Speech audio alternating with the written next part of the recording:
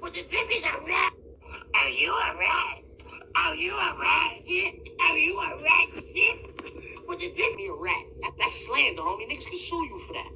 That's slander. You calling me a rat? I can sue you for that. You can't sue me for what I called you. That's slander, homie. Niggas can sue you for that.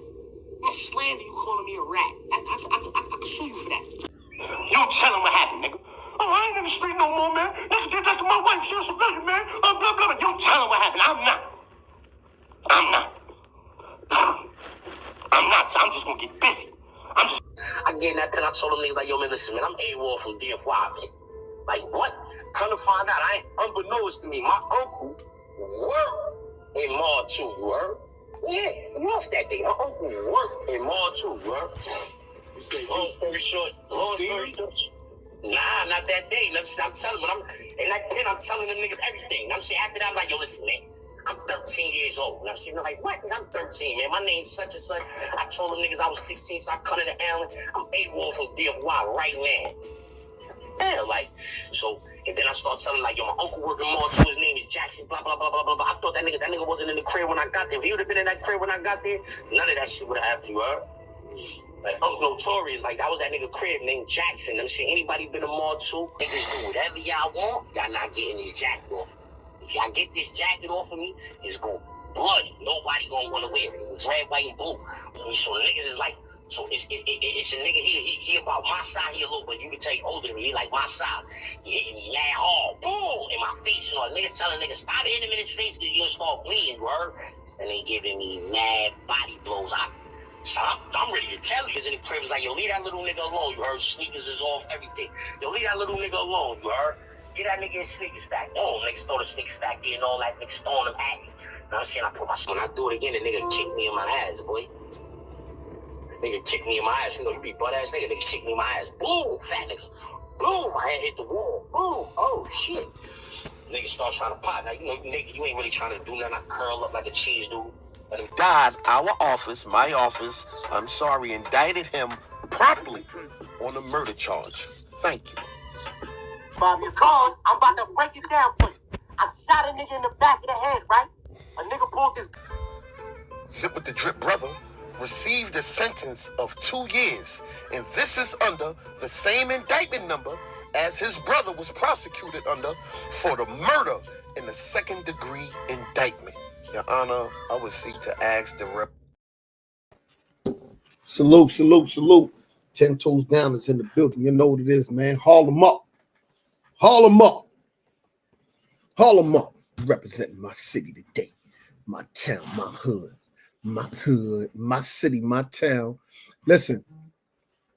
So let me hold on 1 second, guys. Yep.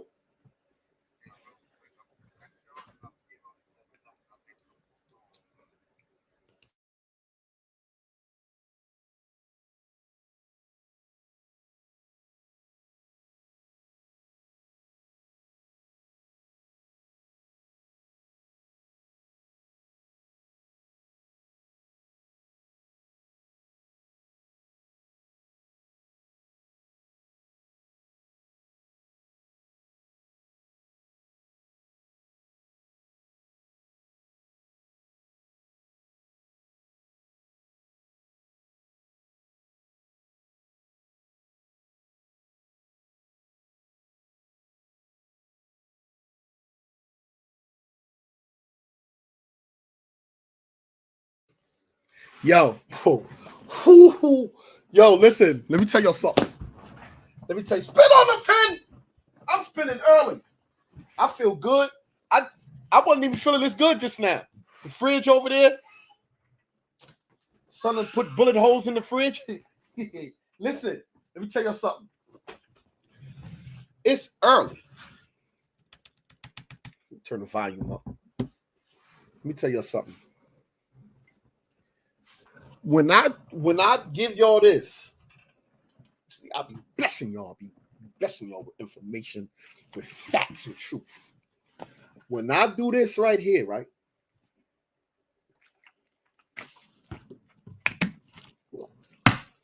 This is gonna be one of my best This is going to be one of my best procedures that I did in my surgery. You know, because I'm surgical with this shit. This one here, not tonight. But that call I just got was the call. When I give y'all that information on that, with this one, God damn it. Yo, it's a fact, man. I ain't got to play no games with your people, man. Listen, I'm a grown-ass man. Y'all know I'm a grown man. I might not look my age, but guess what? My smarts and my thinking is way ahead of these guys. You know why? Because guys like him, before I get into Hassan, let me just clear this up because he was on live for 4 hours. What's good, everybody in the chat? Guys like him went to prison and didn't apply themselves and became better criminals and better manipulators. And all he thought while in there was how to get over. And that's the same thing he'd been thinking before he went in, how to get over. But lo and behold, when you apply yourself, meaning when you put yourself, your life, one of the most precious things in the world, it ain't your children, it ain't your family, no, your life is more precious and important than anybody else. When you put that in a situation to where you can lose your freedom or your life for the rest of your life in prison, and you get the opportunity to know what, I got light at the end of the road. Because I didn't think I had light at the end of the road. He had light. He had a flat bed. I had life on the back of my bed. So I began to think that I was never getting out. Went to 6 parole boards, made the 6th one. So look, so while in there, I applied myself and said, when I get out, I will never return. But while I'm out, I'm on a mission. I'm on a mission for the YouTube. I don't know nothing about none of this shit. I'm on a mission, 10 toes down with my feet to the ground in these streets. And I'm going to work with these children. I'm going to work with the community. I'm going to work with the elders, whoever it is, that I can use my body and my voice and my experience as a vehicle to help change a life or lives. So here we have it. 10 toes down. Then came out and created a world of, hey, this is a cool guy. Yeah, I'm a cool guy. You know, I can get along. A lot of people like me. I'm a nice guy. You know, got a lot of comedy, got a lot of swag with him. You know, big, strong muscle guy, but he's humble. He's a teddy bear. He's knowledgeable. He can all levels, religion, politics, life in itself. I can speak to you with that. You know, have a way with words, have a way with women, family man, loving, caring, but most of all, I'm humble and I have empathy. 2 main things in my life: humble, empathy, and I have impulse control. Before I had poor impulse control. I say all that to say this: there's not anything in my past, from prison, from the streets, from anything, that would someone or anybody, any, I don't hoard. I beg you, I'll pay you to come up here that can say a bad word about 10 toes down. Marky, Shaft, Dip. I got 1,000 names. All the names I done held, the different identities and everything, face never changed. Nobody can come up here and say, there you go. That's right. I'm doing a zip gender reveal. Yo, Set. Salute. Thank you, Set Strader. 154.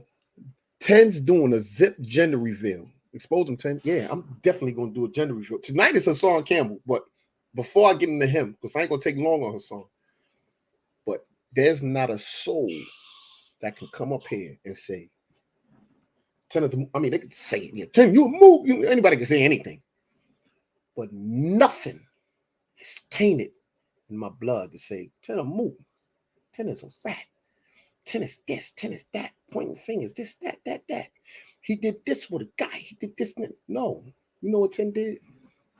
10 created a world within itself to make you guys comfortable and to make these punks uncomfortable in the world of accountability. But when it comes to this guy, right? Because I see Hassan Campbell was one.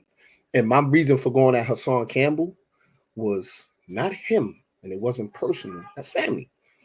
I went at him in reference to the things he was saying about the dead, disrespecting people, on camera, being drunk. He said he's a Muslim, and, chastising him. He didn't like it. He don't like that. What man likes to be challenged in their masculinity, right? Plus knowing where he came from and he experienced what he went through. So this one, Zip with the Drip. See, he's easy. He's light. He's easy. He is easy. If y'all been paying attention, right? I put a video out about a guy named Pac. Pac did a live with me on my Instagram last week. Me and him did a live. And Pac said everything that he was supposed to say to set the record straight. At no time did I or Pac ever say that he knows Zip with the Drip. Never. Never. So let me tell you how it ran down. I used Pac and I used the main guy who Zip was having that sexual experience with, who Zip got caught with getting head with the blizzard up in Auburn Correctional Facility. I said, I'm going to throw Pac out there. He going to answer that. Now, the question is, I used both of them at the same time. And I had Pac say, I created that drama. He answered Pac. Why he not answering that boy? Why he not answering that boy? That boy he's speaking through me. See, he want me to bring that boy up here for he could, and that's gonna break his heart. Oh, that boy Zip might kill himself. I don't want that to happen. He might kill. He might jump out the second floor of grandma's apartment. That boy got all the facts and all the proof. And one thing y'all know is this: Zip will not answer Quan, and Zip will not answer Hit when he went to PC. But guess what? You know what I'm gonna do? I'm gonna do something better for y'all. I thought about this. I said, you know what? I gotta give my people what I gotta give my people what they want, what they need, what they deserve. I ain't gonna pussyfoot around with you no more.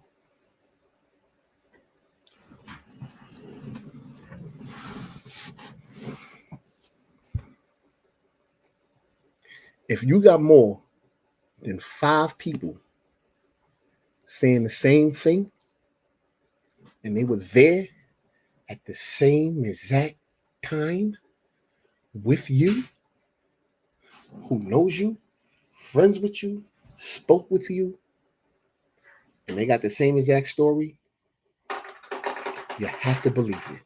Because why would these people come out and lie? I got more than 5 people that was in Auburn Correctional Facility. I've been holding out. I say I ain't gonna hold out no more. That's willing to come up on my channel and gender reveal this sucker. And let me tell you something. He's not going to answer it. He's not going to refute. He's not going to beef about it. He's not. I'm just letting y'all know right now. I'm just setting it up. This ain't no manipulation, nothing. This is a fact. He's not going to answer it. You know why? Because he knows it's a fact that all these guys was there. And I'm going to show you where they was at. Same exact time he was there. They all was together. Some of them came home around the same time he came home. They know him real good. And my thing was, I know him real good. He knows me. I'm a gangster. I'm a gangster. I'm a gangster. He don't want none of this. Yeah. So, and I'm only doing it because Zip asked. He said, what real nigga was there? What gangster? I had to do my due diligence. I said, God damn, I got to find a gangster that was there. Who's a tough nigga that was up there? A couple of dollars to make a nigga holler. So I threw out a couple of dollars. You said, Ghost, you said, no, I'm not. Yes, I am. And after I do my gender reveal on Zip with the Drip, I'm going to fall back. And I'm going to tell them when I leave, yo, don't say my name no more, bro. Leave me alone. I don't want no problem with the LGBT. I don't want no problem with nobody. I don't want to be caught in a homo headlock. I don't want none of that, bro. I just want peace. Just leave me alone. Just go about your business. So Pac was a manipulation move because I just wanted to show that I even made a video, right? I said, I'm going to play the video so y'all can see it. I made a video when I first did it and said, yo, this is the date. Here go the newspaper. I made the whole thing to show y'all. Watch, he going to answer this guy. Then I flashed his picture and said, he not going to answer this guy. I did that already. I made a video from back then so I could show y'all how bad I am because I'm a bad man. They call me Shaft. Why they call you Shaft? Because Shaft was a bad man, and I was a bad man. When I was locked up, anywhere I go through the jail, you always hear the song. Motherfuckers be singing it when I be walking through the song. Every gangster need a theme song. Who is the man? They be singing that motherfucker. Shaft! Shaft! And let me tell y'all another thing, right? See, Zip, you playing games, and you out here running up in them little back doors, sleeping with them women, giving that damn House of Virginia out. You sick puppy.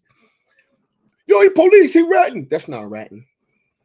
You out here killing people with silence. You out here giving that head vibe, all that trying to put a condom on and, oh, it slipped off. You ain't passing nothing around, you sick puppy. Show your paperwork. Everybody was talking about this paperwork shit. Tell them to show the paperwork. Tell Zip to show the paper. Tell them to show the results. Tell them show your test results for your HIV. Tell them show. Tell them show. Because that's a sock in the head to the people that's really trying to fight this disease. You out here playing with it. That's attempt murder. That's murder. That's going back in for murder. Attempt murder. You dumbass. You think we need people like you in our community to be trying to sleep with women, especially with young little girls? You the one that said that. We play the motherfucking video again. I play the video again. That's what you said. You said don't call you. Don't call you this. Don't call you that, because you might be. You know what he said. Hey, yo, listen. I don't care what the age difference is between me and you. Don't call. Stop right there. He don't care what the age difference is between you and him and them. That's it. Stop right there. If I ever, you around females around me, you come around anywhere, I smoke you. And do my time like this. Because you ain't going to be around no female family members of mine. You out of here, boy. No way. No way.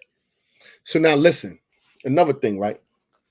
Because he was trying to flip, taking scheme, join, and flipping and twist it. No. The paperwork said you was in charge. You was charged with attempt murder. That's what the paperwork said. You can't argue paperwork. Guess what? Don't lie. Paperwork and numbers. Numbers don't lie. So he's up here telling y'all that he killing us, killing me. Like he done passed me. People think he passed me. He passed me? Where? How he passed me? You can't pass me. Look, let me show you something real quick. You see this right here? Let me just show you real quick. Being that he want to talk numbers and all that, right? You see this Zip with the Drip? This is his shit. Competition, very low. He's no competition. His is very low. Highest views, 513,000. Average, 77,000. Subs, 199,000. Now, I'm not going through all this thing to explain you how these numbers is read, but just read the numbers. You see it? Top creator, Zip with the Drip. This is his shit. This is his breakdown of his shit. Then you got 10 toes down. This is my breakdown. Just do the comparison. Highest, 355. He got 513, right? Now let's go. No, this ain't the one right here. Oh, I pulled up the wrong one. Let me pull up my other one. Hold on. So I'm in the millions. 55. I'm in the millions. That's where it starts at with 10 toes down. 6,997,000. That's where I start at. Oh, my granddaughter called me. Okay. What's up, mama? forgot that you had my chain inside your pocket. Oh, hold on, y'all. Hold on for.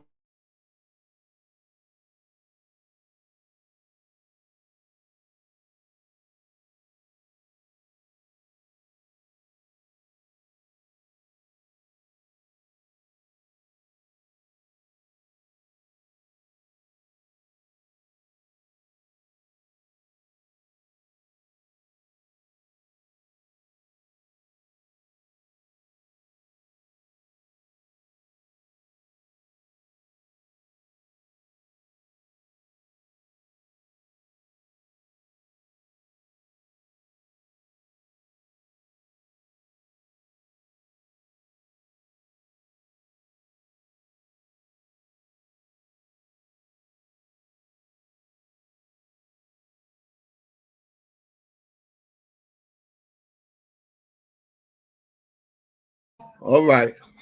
I was almost in trouble. I was almost in trouble just now. That's my granddaughter. My granddaughter was like, Grandpa, you forgot my chain in your pocket. You see, I got it, right, Mama? Uh-huh. You thought Grandpa lost it, didn't you?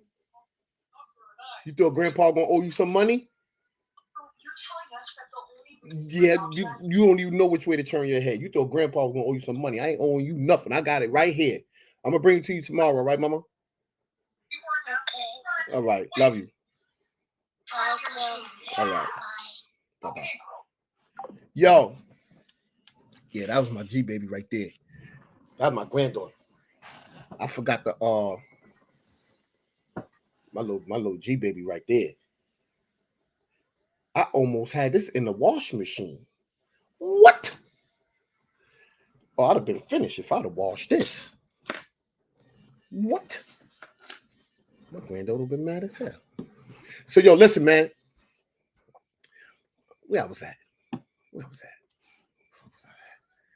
Where was I at? In a nutshell,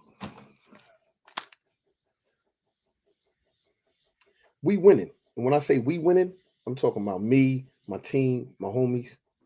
We winning. And this is what you get when you get a jealous motherfucker. Jealous motherfucker is just a weak motherfucker. They just want to bring you down. That's all they want to do. They want to bring you down. That's what they want to do. But one thing you can bet for goddamn sure, when I bring these facts out about this boy, he know what's coming. He know what's coming. That's why I think he being light with it now. He not being crazy with it. You see, he made the video talking about me behind the ball, laughing and all that, trying to be kiki with it. Ain't no kikiing, boy. I'm not taking my foot off your neck. You want to play games? You play games with me? Yeah, we going all the way. We going all the way with this. Yeah, that's right. And I'm about that life. And as for you, piano mouth, see Franklin, you only get half a ball. Go eat dirt, bitch ass nigga. Eat dirt. So let's get into the Hassan Campbell situation of things. All right, hold on. Before I even do the whole Hassan Campbell joint right here, listen. If you believe that, because I don't know how to do that other the percentage thing. I don't know how to do that. I don't know how they be doing that on here. But if you believe that Hassan Campbell never got shot and he was lying, put a 1 in the chat. If you think that he did not get shot, put a 1 in the chat. And think he was lying, that it's all a hoax. Yeah. Put a 1 in the chat if you think that he lying. Oh shit. All y'all people just gonna start with the one that's quick, huh? How many people are gonna build a 694?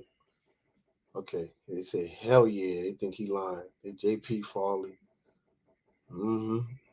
Damn, I'm sorry, these people saying you lying. They don't believe you really was shot. Somebody else said, nah, he got shot in the right arm, and then it's the left arm. And 1-1 Tony What's that? Tony Wiltshire. Yeah. It's the different arms for me, bro. So now look, let me just show you something real quick. Let me show you something. You know why you getting a different arm with him? Take a look at this.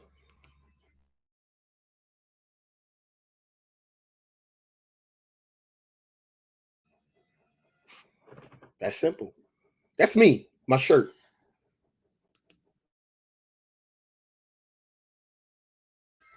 Logo on one side, now it's on the other side. No? Face need a shape up. Prince looking nasty. Face need a shape up. Talk back to 10. I'm talking to you. Do y'all know where I'm going with this? Do y'all see what I'm saying? Huh?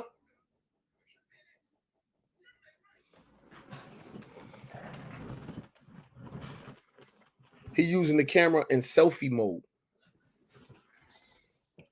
So you can't flip it in selfie mode? Can't flip it? You can flip it. Let me try. Let me see. Let me see if I can flip it. Let me see. I don't know. Let me see. Because I can make a video of myself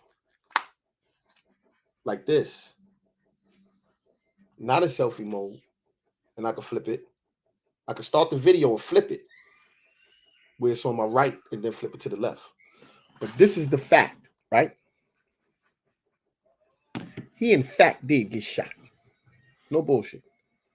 If y'all believe in my judgment, trust and believe, he did in fact get shot. It wasn't a hoax. All the other shit was hoax. He was bull crapping. But as far as the gunshot, he got shot. This hole right here is a real hole. And that's not his first time ever getting shot. He got shot before on his arm 20 years ago. Yeah, Hassan, I know you like, how the fuck that nigga 10 toes know that? Yeah, he got shot 20 years ago on his arm. But that's a real bullet wound. He got shot in the shoulder and it came out through his back. It came out, went in his left shoulder. It came out through the left back of his left part of his back, traveling almost through the chest cavity. We're going to see the paperwork. But he, in fact, indeed, gets shot. So, now as far as with this here, with this bullet, remember he had the bullet in the bag? The police brought that bullet over. That's the police right there. You see that man standing in front of him with the walkie-talkie, with the envelope? That's the police. Hold on, let me see something.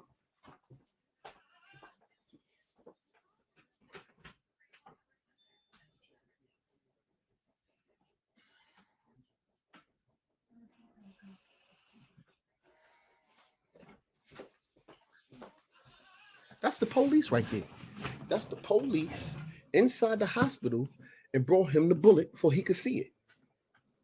And that's the police with the envelope, the walkie-talkie, and that's the same police that took a statement from Hassan Campbell.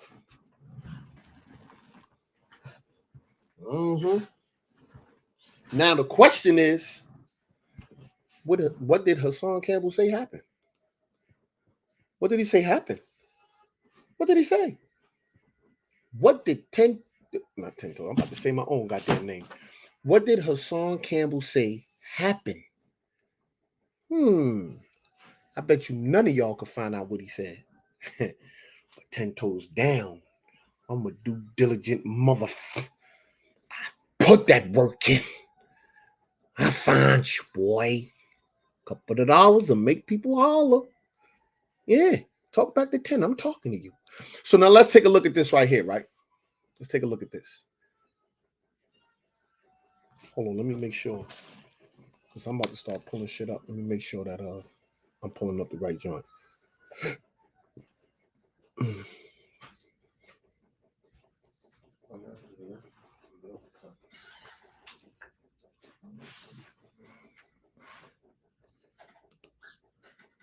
You see that right there? You see that? Gunshot wound. Left upper arm. Bleeding. This ain't no made up shit. I ain't gonna lie to y'all. 11/19/23 at 11:54. You see it? Gunshot wound of chest cavity. Gunshot wound of chest cavity. It went in his shoulder and came out through the back, traveling through the chest cavity. Stable Hassan Campbell should be transferred out to, and I ain't gonna show you the hospital where he at and all that other shit. This is him. This is him. Awake, alert. This is when he came in. He was awake, alert, oriented ×3, brought in by police officer Gervin, that's the cop. Gunshot to left upper arm, bleeding. Able to walk upon transfer to wheelchair and stretcher. Respiration, unlabored, stat evaluation by doctor, whatever. Man.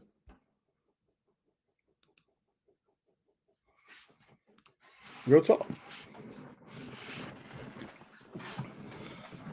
Nah, that's freedom of information right there. That's freedom of information. Freedom of information. I'm not talking about medications and all that. That right there is for you. When something, let me, I told you before, y'all being hard-headed. Hippo ain't got nothing to do with this shit. Hippopotamus. That's the only hippo. Hassan Campbell is a hippopotamus.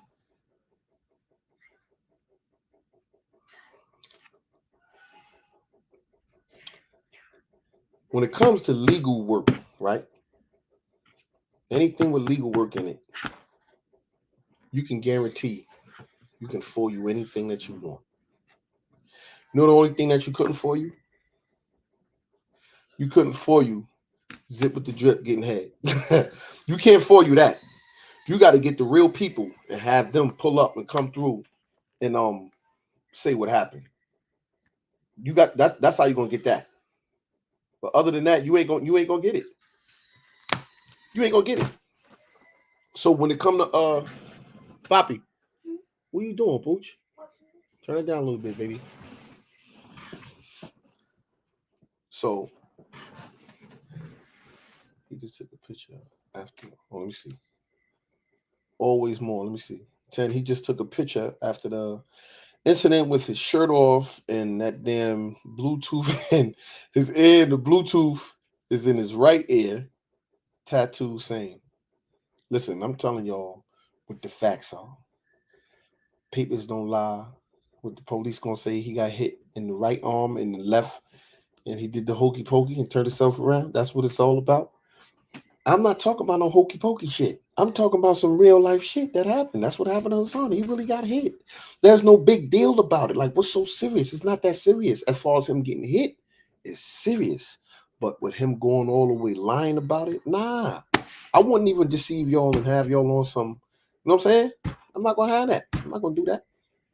I would not do that. I ain't going to do that. Because to do that would only lessen my chances of being more trustworthy. Salute, Bwana Haguzigi. Japanese? Haguzigi. That's how you say your name? Bwana Haguzigi. I don't know. You gotta say it like that to sound more foreign. But listen, we're gonna get into his antics, right? With this nutcase. Because he's a nutcase and he needs help. Hassan Campbell is a nutcase and needs help. Suppose you was lacking though. Suppose you was lacking though. Hold on. I want y'all to look at Whack 100. How he looking at him. Whack 100 had this disdain, hate for Hassan Campbell for the longest. Hassan didn't see it. Lame. Him and Tekashi 6ix9ine, they spoke on the phone before they went up there with this lame old light-skinned waffle face. They already said, yeah, we're going to go up there. This nigga's a clown. Boom, boom, boom. Watch how they looking at him. Watch. Just listen. Look. Suppose you was lacking though. Suppose you was lacking though. Suppose you was lacking. Suppose you was. No, I'm never lacking. No, I got a miserable night sleeping in this hospital, boy. Never lacking. Suppose you was lacking. Never lacking. Suppose you was. No, I'm never lacking. No, You set me the fuck up. Police, send your police to get your fucking gun from the shooter. Come send them. You didn't answer the question though. I'm never telling. All right, so watch this. I'm never telling. Now watch this. But Alpo dropped 2 bodies since he been home. That was really true. He did. Suppose you was lacking. Never lacking. Suppose you was. No, Never lacking. Straight, go straight to get to the hospital. I got. Oh, wait. That really getting hot. I know that's. I would never tell. I would never tell. I would never tell. The dude that lived and slept in the room next door to him was actually my getaway drivers. They never got picked up because I'm telling. You rat.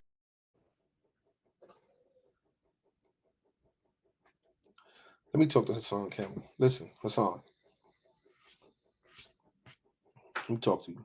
Because when I talk to you on the phone, you don't listen. Only time you listen is in this goddamn tube. You only listen through the tube. You just got your monetization back. You just got that back.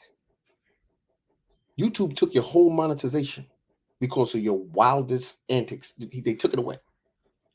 You come back after gaining your YouTube monetization back, and now you start to build yourself back up. You carry yourself out there, the Bronx River, and threatening people, mamas, and throwing people down steps and all this dumb shit. Forget about YouTube police. Just YouTube when it's in itself is making notes. They taking notes. They don't have to. When the white people in position, white folks that got their channels and all that, when they go in and put their video up, they shit automatically going into the green. Y'all know what I'm talking about. It ain't going yellow. They shit going automatically green. With us, it going to the yellow. They're going to wait till you get about 20, 30, 40,000 views in the yellow. Then they're going to turn it green. Let you get about 1,000 views in the green when you really don't get that much money. That's a fact. These YouTubers out here, right, are selling their souls. When you say selling their soul, they selling it for cheap too. They selling it for cheap, just like slavery. When they sell you for cheap in slavery, ooh, little nigga. When they sell you for cheap, that means you ain't shit. You ain't a good worker. You just put his ass over there that cotton field and make him work. Work hard for it. And that's just what they making you do. And they making you work harder and harder while you shoot down your people more and more. While they gain everything and we lose it all. Opposed to saying, yo, let's get together. Let's put our differences aside. You know why I will always win with these suckers? And they can't beat me on here, verbally, visually, seeing, on point, hands. You know why they can't? Look at history. All those that came in unity and positivity,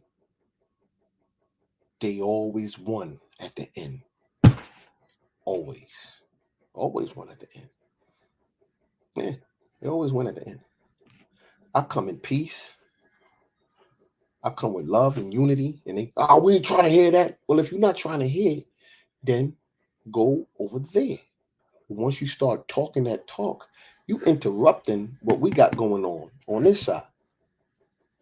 So I say to everybody out there again, look, and I said it a long time ago with all the big YouTubers and everybody, Math Hoffa, I keep saying fistful of dollars, $1 million worth of game, Joe Buttons, 050, Harlem Legend, Hassan Campbell, name all the YouTubers, name all the black Negroes on this slave ship, because we still on the slave ship getting peanuts. Snoop Dogg, 50, everybody complained about this shit. We getting peanuts. Peanuts to sell each other out, to disrespect one another, to be outside and catch them outside and run down on them and all that, right? But 10 you ran down on, shut up. That's all I did. Was run down. What happened? Nothing yet? Oh. Nothing new, period. So there comes a time where we have to run down on one another. We have to. You think when them Jews in their neighborhoods and they police in their neighborhoods and they in them big black vans, those from New York? No. those from Brooklyn, those who from downtown Brooklyn, they know. When them Jews in them neighborhoods, what's that, Lee Avenue, going into Marcy and all that, coming towards the Williamsburg Bridge, them Jews police themselves. They got big trucks with police lights on it. And they'll run down on you. They out there all day, policing their own neighborhood. And that's how they keep order amongst themselves. We complain about the police. They fund them and all this stupid shit. We do all this shit, right? When we don't need them. Not saying we don't need them as far as for protection, but we don't need them to be circling the block, intimidating, shooting, killing us, choking us to death. If that's what y'all here to do and which we've seen for so many years in history, we don't need you. What we need is a unified neighborhood, a unified community to come together and stick together. And once we notice one link getting loose, we tighten it up. We tighten that link up. What I did to behind the bar yesterday, hopefully, tighten them up. That's what I did. Tighten them up. That's what you do sometimes. Sometimes you ain't got to hit nobody. You ain't got to slam them, beat them up. You got to disrespect them, humiliate them, put them back in their place and let them know, you know what? You got a little bigger than what you were or what you are and beside yourself. So I had to do that for you can learn. For you can learn. You right. You right. You pay taxes, the police pay work for you. I pay taxes, the police work for me. But that's not how it goes, though. That's easier said than done. That's not what the reality of it is, though. The reality of it is we paying our taxes to pay the police to do the work, but no work is being done. The police supposed to be able to pull up in the neighborhood, get out the car, stop driving through the block, pull up and get out the car, right? Not only then get out the car, put your volunteer and community work in by coming to the community outside of your uniform, shaking hands and getting to know the people. That's what makes a good police officer and somebody you could trust and you could talk to and will lower the crime rate. People always, I told you before about this. People always talk about the Merrill Cooper program, right? I was in the Merrill Cooper program. The Merrill Cooper program had over 95% return rate on inmates, recidivism rate on anybody ever coming back to prison. Damn near nobody ever came back to prison after going through that program. You know why? Because that program challenged you, it taught you, and it made you step back and look at yourself of who you really are, that you are a criminal. A lot of motherfuckers don't think they're criminal.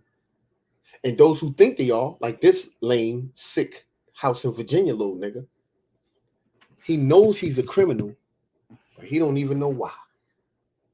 He'll give you every excuse and everything around the world, and he'll try to say things that sound smart, and he read a couple of books, but he don't know the in-depth reason why he say and do the things he do.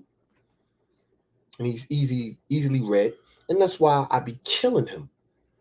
There's nothing, let me tell you something, dirty beard.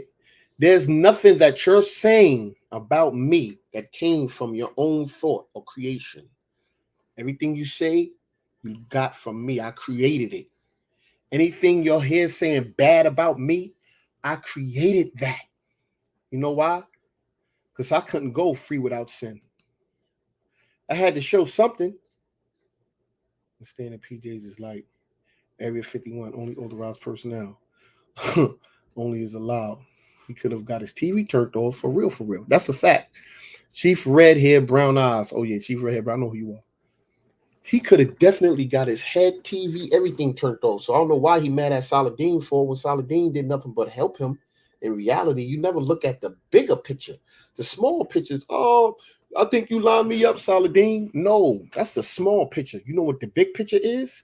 You better be lucky that 10 Toes Down came over there and did that, because one of them young boys could have been lurking waiting to get you. And you know what they would have did to you? They would have robbed you. They wouldn't have gave you a wedgie. When everybody was saying they would have smacked that sandwich. No, they ain't gonna smack because them little niggas is hungry out there. They would have took the sandwich, ate the sandwich, held you right there. Bitch ass nigga, shut up. Nigga be like, yo, but I'm just, they been smacking you and doing all kind of dirty shit. Because these little motherfuckers, they is filthy. Shoot him in the ass, son. Shoot him in the ass. They would have did something stupid to you just because you in the project. If they would have caught you in that building, in them steps, they're already mad that this nut is from here out in these projects yelling and screaming and disrespecting. We shot him the other day. Who is this fat groundhog coming in here? Who is this nigga? Wait. They're going to be off point, like hyenas. They're going to send a call out. They all going to come and they all going to be pointing looking. They ain't going to know how to attack you yet because they don't know who you are. They're going to be like, this big fat nigga got a camera with a sandwich in his pocket. We could see when the wind blow, he ain't got no heat on him. When his shirt goes and it's flapping, he ain't got no gun on him. Get him. You know how let me tell you something behind the bar. You know how they would have got you when you went upstairs? I don't know. I didn't even look at the video. They just told me you went up in the building.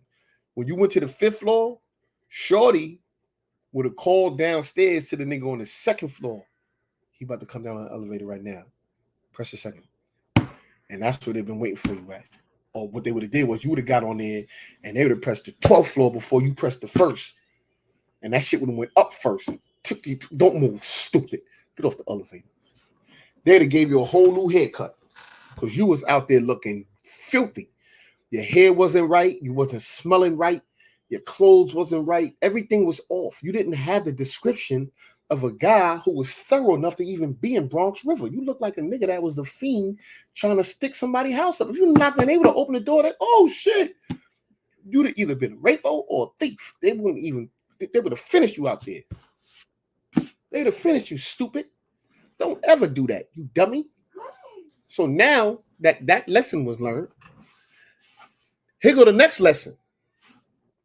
Don't ever be up on YouTube disrespecting people and following suit of everybody else because they all making videos, dummy. Don't follow suit with nobody. You came at me because you wanted to follow suit. Oh, 10 is this, 10 toes that, 10, and you never thought it was real.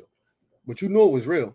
When it started happening, you start saying, oh, nah, 10 is real. He really came out. He ain't scared to come outside. That's when reality hit. Why wait until that hit? When you could have just listened when I told you, yo, bro, just chill out, man. We could work together. But no, you want to be tough. You want to be all this clout and content creator. You're going to let content creator kill your dumb ass. You're going to let that get you shot or beat up. Content creator ain't nothing but content on this damn tube. When you turn this off, boop, you are back in reality. You back in reality, dummy. You just like the rappers. The rappers rap, do the song. You know they ain't really living that shit. When the song go off and they walk off stage, they got to go get their check. They got to go fly out. They got to go home. They got to pay bills. They got to be with their real life kicks in. They take them chains off. You know, they take the chains off. They take it back to the jewelry store because they only renting the shit. This shit is real. The reality kicks in. Reality kicked in when your little fat groundhog ass was out there getting that bacon, egg, and cheese sandwich, and you seen me, and now you like, what am I doing out here? You started farting. You didn't have no control of your butt cheeks. You didn't have no control of nothing. Your motor skills wasn't working right. Nothing, not a doubt, nothing in your mind said swing. Nothing. You could sit there and lie to him and say, yo, I thought that he had somebody out there. Or I thought maybe he had a weapon. No. I'm official with my shit. I read punks in the prison. I know what you thought of me before you thought of it. When you seen me, you said, oh shit, who this big nigga? Before seeing you there. From YouTube, you like, that's a big motherfucker. You intimidated by size. You just like the rest of these punks out here. But you try to portray this image like you're not scared, right? I'm not scared. I don't give a fuck. All that big shit don't mean nothing. And then when you see me and I run down on you, and you like, damn, this nigga bigger than what the fuck I thought he was on the TV. And I run down on you, then everything changes. Listen, today, what's this guy name? Look, I don't even know if y'all seen this right here, man. I don't know if y'all seen this. I gotta remember what the fuck this dude name is.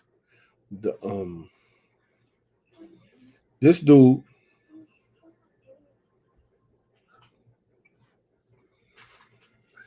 Today, this dude made a video. Look. Have a good morning, get smooth as we should. Oh man, goddamn, things makes you go. Talk nice, mama. Anyway, man, we out here fooling up for them, man. Figure yourself shit, man. But they, boom, boom, boom, boom. People trust on these blocks. And they got custodies. They doing the dirty Diane. So the product, this is product. Got something for you. He decides to come to 125th Street today in Harlem. The product. He came to Harlem. Y'all bug out. This gonna be the new trend. The go to nigga hood challenge. New trend. What you call it? The go to another nigga hood challenge and see if you can survive through the whole hood. Go over there. Go on over to another nigga hood. So now Hassan Campbell went to his own hood. He didn't survive it.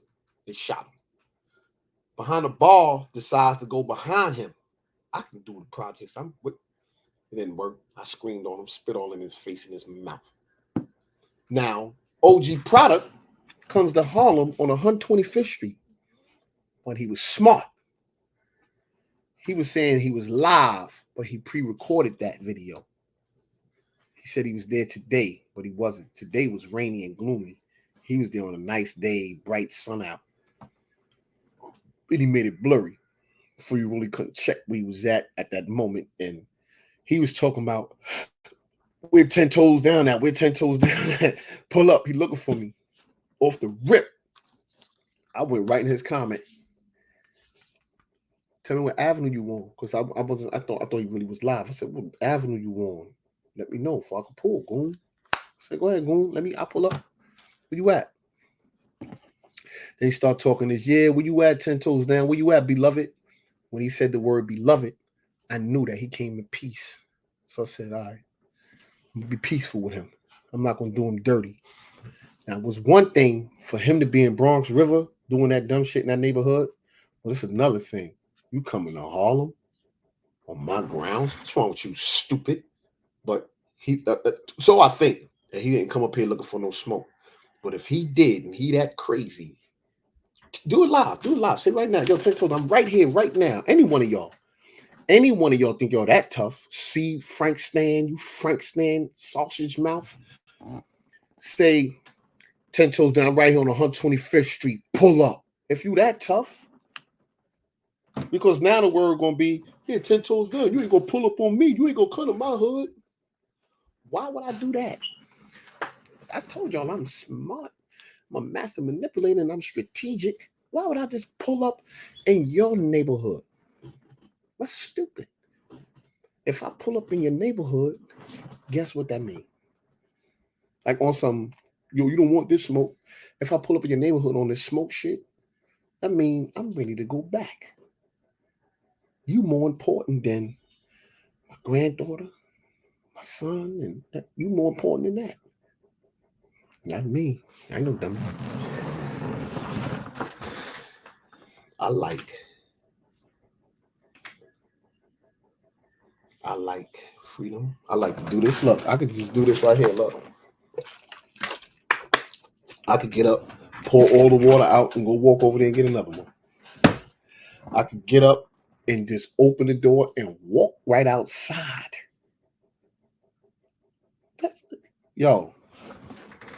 Not one of them. Not one of them. Ever. Not one. Zip with the cocaine drip, caught with the joint in the mook's lip. He ain't never speak about the beauty of freedom and being home and experiences that he experienced. And if he did talk about it, he didn't speak about it with joy and the pleasures and the fun and the smiles. Like, yo, this joint is crazy. I just was locked up. And it was hell in there. I went through hell. No, I was chained to a mountain just now. And I'm out here on the ground. Grinding, you know what I'm saying? He's trying to keep that gangster image up. But let me tell you something. When y'all look at this tube, them dudes, 10 toes is telling you, that be talking at me. they was always getting caught with the mookie and the donkey. Always. They always was caught with the mookie. Yeah, they can't get my old reputation. I would listen. I don't even talk about it. I know. Back in the days, I know they wasn't ready for me. They wasn't. You know why? Because they was trying to do things and get away and survive. I was doing things saying I'm gonna die, and I don't even care. I want to die.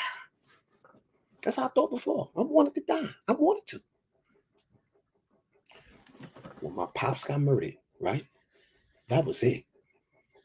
That last lonely day in that room, banging on the wall, shedding tears, cursing him out, going to the funeral, closed casket, had to look at a picture. I was bitter. I was angry. I had hate, no fear. I couldn't wait to get shot, stabbed, locked up. I didn't care. But now today, appreciate life. Appreciate yourself. Take care of yourself. Listen, when you feel good, you look good. You're going to make sure you take care of yourself. You're not going to be no dirty motherfucker sitting on the couch arguing with himself in the phone. Because that's all he's doing. He's looking at himself. He don't see y'all. He don't see y'all. He see himself. And he's really talking to himself, arguing with him. Ain't that some shit? See, I be in here talking. I be talking to y'all. I look at the comments. I talk to y'all. Boom. And I come from a place where it's not hidden. It's a dark place and a bright place. Known to you all. Like, damn, yeah, it's a good brother. When people see me in the street, you know what they say? Yo, Tim, what up, man? Yo, bro, yo. It's all smiles. I can guarantee you. When they see him in the streets, hey, yo, what's up? Yo, what's up, Zip? Yeah, fish, man. Keep your foot on them niggas. Yeah, what's up? That's what time they on. So they keep him up here. They keep this dummy up here. That's what they do. This dumb niggas. They keep them up there. They keep him on dumb nigga syndrome. They keep him right up there, and he feeds on that. He like, yeah, you know what it is. I keep my foot on them niggas' neck. They can't mess with me. Who can't mess with you? Why we can't mess with you? What you got? What you got? Nothing. Y'all didn't see earlier today when Scheme said, show me $500. I'll go live and I'll show you a band. Because he was trying to chump Scheme team. He like, what? You ain't got nothing. You broke, nigga, this and that. You broke. Scheme team said, you got money? Okay. So then put damn, what the hell is this shit? Not that one. Don't try to link onto that link. Scheme team said, show me $500. I'll go live right now and show you a stack, nigga. That nigga, he dead. Scheme couldn't even make no more. He kicked him off the thing. He kicked him off. Scheme called him out on this bullshit. What? Show me $500. I'll show you a stack. See, but listen, and in both, that's a couple of dollars. $500, that's a couple of dollars. That's nothing. That is nothing. These motherfuckers be beefing. People be beefing about having $1,000. Just saying, yo, you up because you got $1,000. Let me tell you something real quick about my man Ben, right? Ben a funny motherfucker. This how you know when motherfuckers either had money, grew up around money, seen a lot of money, no dudes that had bread. It's nothing. You know what I'm saying? Like with me, I don't give a hook. Ain't nothing. Nothing. It's nothing. You know what I'm saying? See a whole lot of money and all that.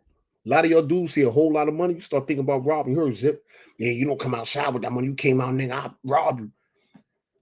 Because that's their mentality. They don't know what money is. They don't know what value of money. They don't know what it is. They never seen that much money. They act crazy. Show me 20 million. I'm not going to act stupid. I'm going to be like, okay, that's just a bunch of paper. A bunch of green paper that people put value on and they kill each other over. Get the fuck, that's nothing. Is it for me? Can I have it? Okay, boom, I'm gonna enjoy it. That's it. But these motherfuckers go to the extreme about money, about views, about subs, about this, and they think they up. So them, we got some bread coming in. So the numbers I'm talking, I'm like, oh yeah, we gonna get 150,000, 200,000. What? Nah, that ain't enough money, dog. That ain't enough for me, dog. That ain't enough for me, dog. See, because dudes' minds done elevated. They know what it is to have that and how it could be going that quick because life is going and you got expenses and you doing certain things and you know, like, okay, I get that money. I got to pay for that, this, and that. I'm going to build with this. I'm going to do. See, people that know, they know. Like me, I'm a penny pincher. I will penny pinch all fucking day. I will go to the bar. You can call me what you want. Just don't call me to come pay that bill. I will go to the bar. I don't drink it. So what am I buying liquor for? I'm chilling. Eat a couple little sliders or something. Other than that, I'm just chilling. I'm not going to be spending a bunch of money. And usually when I go out, everybody else spending money on 10. They spending money, yo, yeah, 10, yeah. Because my aura, my energy, and I'm a good dude. And they love it because you know what they get back in return? They get back sincerity from me. They get back loyalty. And guess what they get back? They get back protection. Not the physical protection. They get the protection, that inner protection, knowing that, you know what? I could drink all night. I know my brother going to make sure I get home safe. I could get into a situation. I know he's going to come and cut in. He ain't going to push the situation. He's going to stop it from continuing on because he want everybody to be safe. That's why they be loving the 10. Yo, Zip Cat, you got to show your face. You got to show your face. You can't be coming in the joint Zip Cat and your name Zip Cat. Well, I don't even know why you can't even come up. How your name going to be Zip Cat and you in 10 toes down thing? What? Are you bugging? I just thought about that. You wilding right now. So yeah, I've been going off. Let me go back to this boy here. Suppose you was lacking. I'm never lacking. I would never tell. All right, so this is what I'm saying. If you was in that position, you would have did that, Tom? If I was in your position and Nuke and Hall would have... Everybody could say, should have, could have. The fact that you didn't say no, let me know that you would have did the same shit he did. Now you I see would the never tell. Kashi 6ix9ine and Whack 100 got up and shook each other hands once they felt got him. Yeah, he would never tell. You would have did the same thing this little rat would have did because you a rat. That's just what they did. Play you. New York.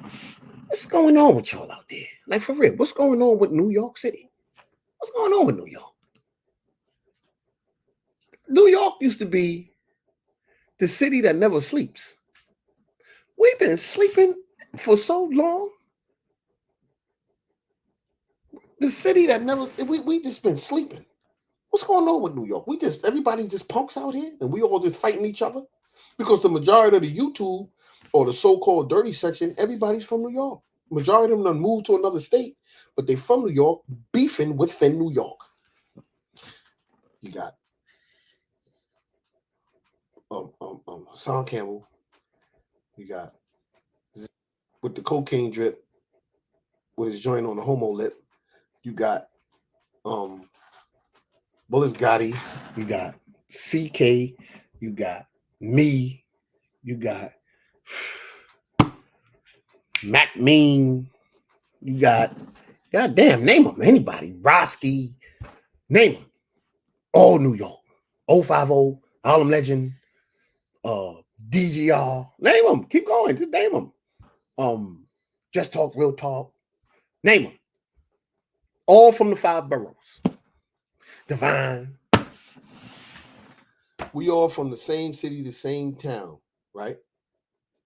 Grew up under the same conditions in the same YouTube community with the same viewers, because none of us got different viewers. We all got the same viewers. My viewers watch his, some of them don't, some watch mine, some don't. We all got the same viewers with the same agenda, the same goal, the same skin complexion, the same argument, but different ideas and different outcomes. So Whack 100 and Tekashi 6ix9ine clowns this clown. Got me sitting there on clown time. And you know, people, oh, look what they did to your cousin. I can't even argue because you let these bozos clown you and they pounding each other, giving each other 5. None of your mans that's there is coming in the middle when they went to give each other 5. Smack their hand. What you doing, bro? Slapping them 5 for a homie. My man would never back. Out of here. Nobody's stepping up saying nothing. Everybody got their army there with them. Somebody needed to step up. Like, what? But no, what we do, we keep fighting each other, going back and forth. Nobody want to sit down. Y'all gonna be satisfied if somebody gets shot, stabbed, or slammed on their neck. And the Frank stand, like you a PDR, you a straight PDR. That's what you are. That's what name you fall under. You a PDR. See Frank stand, you a professional D-Rider because you just 1 minute you hear you try to come at me on the beginning because you wanted us to unify, but you never really wanted that. You just want clout. You want a couple of dollars. You want a couple of dollars? Change your job. Change your job. Now I applaud you for helping the handicapped and putting people in the wheelchair up on a little elevator on the bus.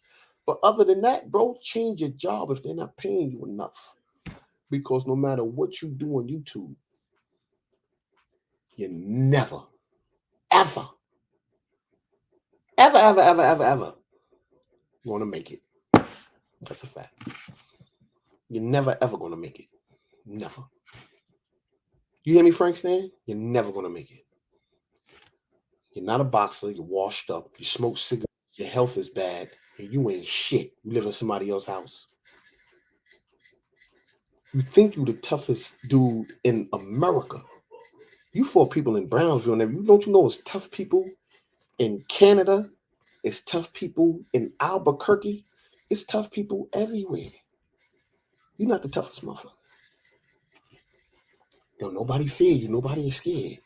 You could talk the talk like you the tough guy because you think that the tough guy is the one that gets the most likes in the image. No, that's not what it is. It's the humble man. You hear me, Frank Stan? I know you out there. Somebody get Frank Stan on the line. Pull up. He would never pull up to my channel, though. He would never do that. You know why? Because he know he can't overtalk me on my own channel. Because he's a dummy. Since you had that car accident, that shit done messed your brain up. That car accident got you stupefied. You's a dummy. Yeah. You light work. You light work. And no matter what the outcome is with me and you, right? Win, lose, or draw, I'll smoke you. Pull up. Everybody is talking that dumb shit. Get in the ring. Get in the ring for what? Tell Floyd Mayweather to get in the ring with behind the bar. You think he gonna fight him? For what? It's not gonna generate nothing, right? And that's on a big, small scale. Me and Frank Stan going in the ring for what? What are we gonna get out of that? What? Oh, it's a fight. It's a we don't need no ring. We can fight on the concrete. You know, fucking ring. You know, ring. Get up in there with this sloppy nigga. You're gonna have me all up doing extra training in the gym. I'm already in the gym. You're gonna have me doing extra shit for free. I'm really doing it for free, not for no money. You know, we fighting for 5,000, 10,000. What the fucking 10,000? Get out of here with that little chump change. Get away from me. Talking stupid numbers. Didn't I just tell you me and my man did 250,000 and it was nothing blowing that off? That's stupid. That's lightweight money. That's stupid. Yeah, C Glizzy. That's what he is. C Glizzy. Get out of here. Every time you turn around, you got something to say about 10. You just know how to mind your business. But I got something for you. I ain't gonna be sitting up here talking about it. I got something for you. You know what it is with a lot of these people out here too? They look for that help. They look for their homeboys and yo, son, yo. And that's what a lot of Brooklyn dudes do. See, that's why Brooklyn, in the pen, they used to always win. Because Brooklyn stuck together. And once they get on the yo, son, yeah, and they start that Brooklyn talk, they're all unified. Harlem, Harlem dudes laid back, smooth, get money. They ain't trying to get involved and mess up their nails. Harlem dudes wasn't trying to mess their nails up in the pen. They like, nah, mix of that shit. Queens dudes was just like Harlem dudes. Laid back, want to get money, just do my time, get out, and enjoy this money. Bronx dudes, dirty, filthy, burnt down. They was grimy like Brooklyn, but even grimier. The Bronx dudes get stupid. They didn't care. They didn't wash up. They didn't care about nothing. Bronx dudes was filthy. So now you have this so-called mayor of Brooklyn, of Brownsville. He's the mayor of Brownsville. A mayor? A mayor, huh? Do you know what comes with being the mayor? Always, 10 toes down, be looking, dudes information. You a mayor, though. You a mayor. Do you know what the mayor does? Huh? Do you know what the mayor's duty? Huh? You work with the police. That's what the mayor does. That's a fact. Yo, he gonna try to say I work with the police. I'm not saying nothing. We're gonna play this word game that you'll be playing. 10 toes down, I said I do my due diligence and I go and seek out the truth of what's going on here and these fake ass dudes, right? On the other hand, your name is the mayor of Brownsville. And Brownsville ain't got no fucking mayor. But being that you want to become the mayor and get into the politics of things, you don't know nothing about politics. You're not a politician. You didn't get your GED. You didn't finish school. No college education. And the mayor works with the police. That's their boss. Change your name, Dumbo. C. Franklin, the mayor of Brownsville. Let's get all the way into it. Mayor. Who the mayor? I'm out to say I'm the chief of the police. The chief. What's the difference? The chief of police and the mayor is one. They work together.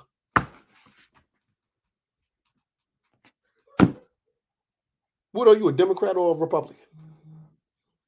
You got to be either or if you want to be the mayor. You got to be one of them. Which one are you? Makes sense of it. You older than me. You old. No, matter of fact, you ain't even older than me. I'm older than you. But you act. You ain't even acting your age. You acting even younger and dumber, just like the dumb ones. You would think that me, him, Michael Audio, all the people that's older would be together and be up here having forums together, schooling the other people and stopping the quarrel and all the beef between all the other smaller YouTubers. You would think that we would be the ones trying to stop the beef and all that. But we up in here beefing.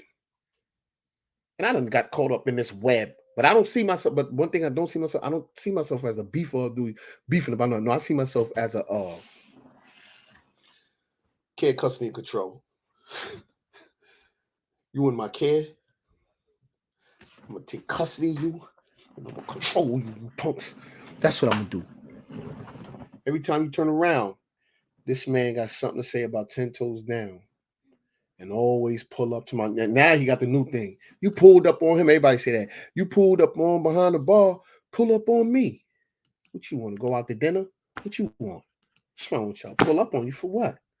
Now y'all want pull-ups? You want me to take you out to buy you a bacon, egg, and cheese? I didn't buy that man that sandwich. He bought himself that sandwich. You bum. You go buy your own sandwich. I'm not Bimmy. I'm not B.O. I'm not buying you nothing. I'm not getting you an Uber. I'm not the Beat 139. I'm not giving you a penny. I wouldn't fight you for $500,000. I don't want you to make a dime, you broke bum-ass nigga. I wouldn't fight you for nothing. That's how you treat these bum-ass niggas. Get out of here, man. You messed the bag up, stupid. When I was calling him on the phone, his number personal, yo, bro, listen, and before I even get a word, I hate the same way on there. Yo, why you calling my phone? I'm calling your phone because I'm trying to set up a marketing move where we could get this bag for real. Nah, let's just keep doing it the way we're doing it. I'm like, doing what? We're not doing nothing. You're the only one that keep going on Harlem Legend TV. Like, get out of here, man. Get out of here. That dumb shit. Y'all don't know how to get money. See, y'all trying to get money. You know where I'm from, right? You know what they said we did? For those that don't know about all the boroughs, we make money. We call Manhattan making. Manhattan, make money, Manhattan. Make money, Manhattan. That was the name. That's where I'm from Manhattan. I'm from Harlem. But Harlem is within Manhattan. I'm from Manhattan. That's where all the money's at. Stock market and all the big buildings and the planes winning. That's where I'm from. Harlem. That's where the money at. We make money. When are y'all gonna start making money, creating money, generating money, think money, sleep money, wake up money? Now, when I say money, I'm not only talking about the green money. My family's the money. Because what is money? Happiness, joy, expenses. Name it. That's money. That's what my kids are. That's what my family is. But these dummies refuse to come together, and everybody want a piece of 10. They want a piece of 10. Now, OG product come all to Harlem 125th Street saying 10 toes down, 10 toes down. No. Stop in one spot. Make that live. Tell the people, yo, because I'm not subscribed to your channel. Tell the people on there, yo, somebody hit 10 toes down up. Somebody would have hit up. And I would have pulled up. Now, if it's peace, I'm pulling up on peace. If it's war, then I wouldn't even understand why it's war for when we all black men. What we warring for? What's their war about? Jay Prince for president. What are we warring about? Salute, King. There's nothing to war about, man. It's about coming together, unifying, and creating a unified front. A unified front. They got to be unified in the front lines. That's the first thing everybody's going to see. They're going to see the front line. Frontline soldiers, that's me. I'm willing to stand in that front line. You punks ain't willing to stand in that front line.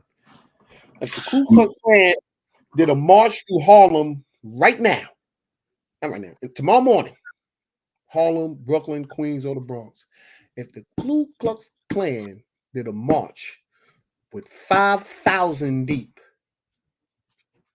what y'all gonna do? I like those type of conversations, man. When I be listening to you, 10 toes down, man, you align a lot with our thoughts. I would say when it comes to the snitching topic, I think us niggas, from the ghettos or in the streets, we don't do enough vetting. What they call that word vetting of who will snitch. We just automatically believe that since a motherfucker say they won't tell, we automatically believe that they won't tell. So we trust them with our lives. We give them our lives in their hands. That could be drugs, that could be bodies, that could be pistols, it could be anything. We trust in these. We never put people to the test of if they in this situation, what would they do? My thoughts is, if I'm in a losing position, let's just say if I go to fight somebody and I get my ass kicked, if this motherfucker if my homie won't sit up there and get his ass whooped right along with me, that means if he's scared to take an ass whooping, which probably lasts a minute to two, he won't damn sure take no 100 years from me. So a lot of these tests is even like we don't test them, like put them in prison and stuff. Another thing I want to say when you was talking about fighting somebody that's kind of underneath you, that can be kind of dangerous for you because you never fight the underdog, because if you kick ass, it's gonna be expected. That's almost like a tall man fighting a midget. If you whoop his ass, they're gonna be like, oh, well, you's big already. It's nothing. But if he whoop your ass, that's gonna be a show, and then you could possibly lose your status, and you know what I'm saying. It'll bring him down. It'll bring you down below him. Hold on, King. Hold on for a minute.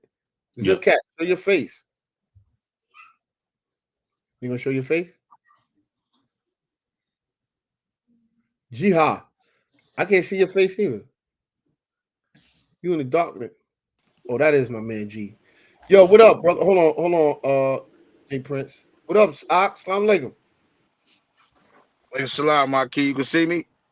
Yeah, you in the darkness. I can't really see. I can see a little. See me Yeah, now?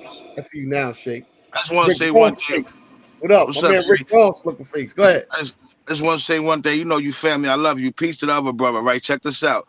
I ain't never been to jail. I ain't got no felonies, right? But check this out. OG product. I don't appreciate that Harlem shit because I'm an old school Harlem nigga. Do me a favor. I'm going to drop this for you and I'm out of here, 10. 430 West 125th Street. That's right across from the big red building. That's Grand Projects. Whenever you come out there, let me know. Bring the camera. I'm going to come up there and have a meeting with you. Don't come to Harlem playing them bullshit games. We don't disrespect nobody boroughs. Business is business. So if you're going to stand on business, y'all say drop addresses 430 West 125th Street, right across from the big church. Whenever you get there, holla at me and let me know. Said I'm out. Stay on their neck. Pause. Salute. Man, y'all New York niggas, y'all be on it, boy. Yes. Now look, he one of the youngest from Harlem, from around the way, right? Uh-huh. And it's a bunch of Harlem. Listen, what you ain't gonna become to Harlem on that time. Harlem will form Voltron on you. Now we fight each other. We'll do that, in which I don't like, and I'd rather us come and unify and be with one another. But doing dumb shit like these dudes is doing, going to the projects. This dude coming to 125th Street, yo, we're 10 toes down that and all that dumb shit. They will form Voltron on you. See, and you could do that. Of course, you could go to the hood and make a video and be walking with your camera. Don't nobody know what you're doing or what you're saying. They ain't paying attention to that.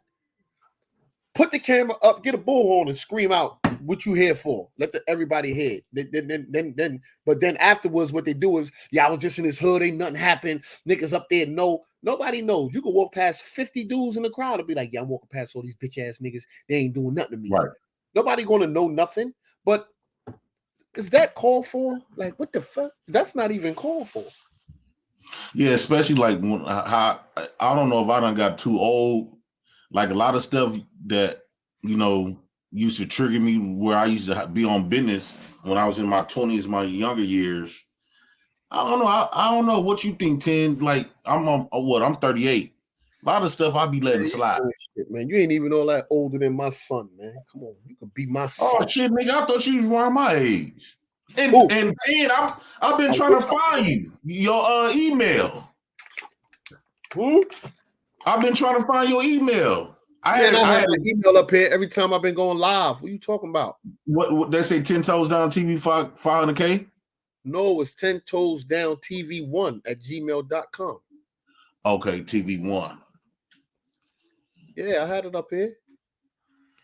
But yeah, but my thing is this, right? And when it comes to stuff like that, what this dude just did, came uptown 125th Street, and then when my youngest come and dudes wanna, I'm not saying nothing.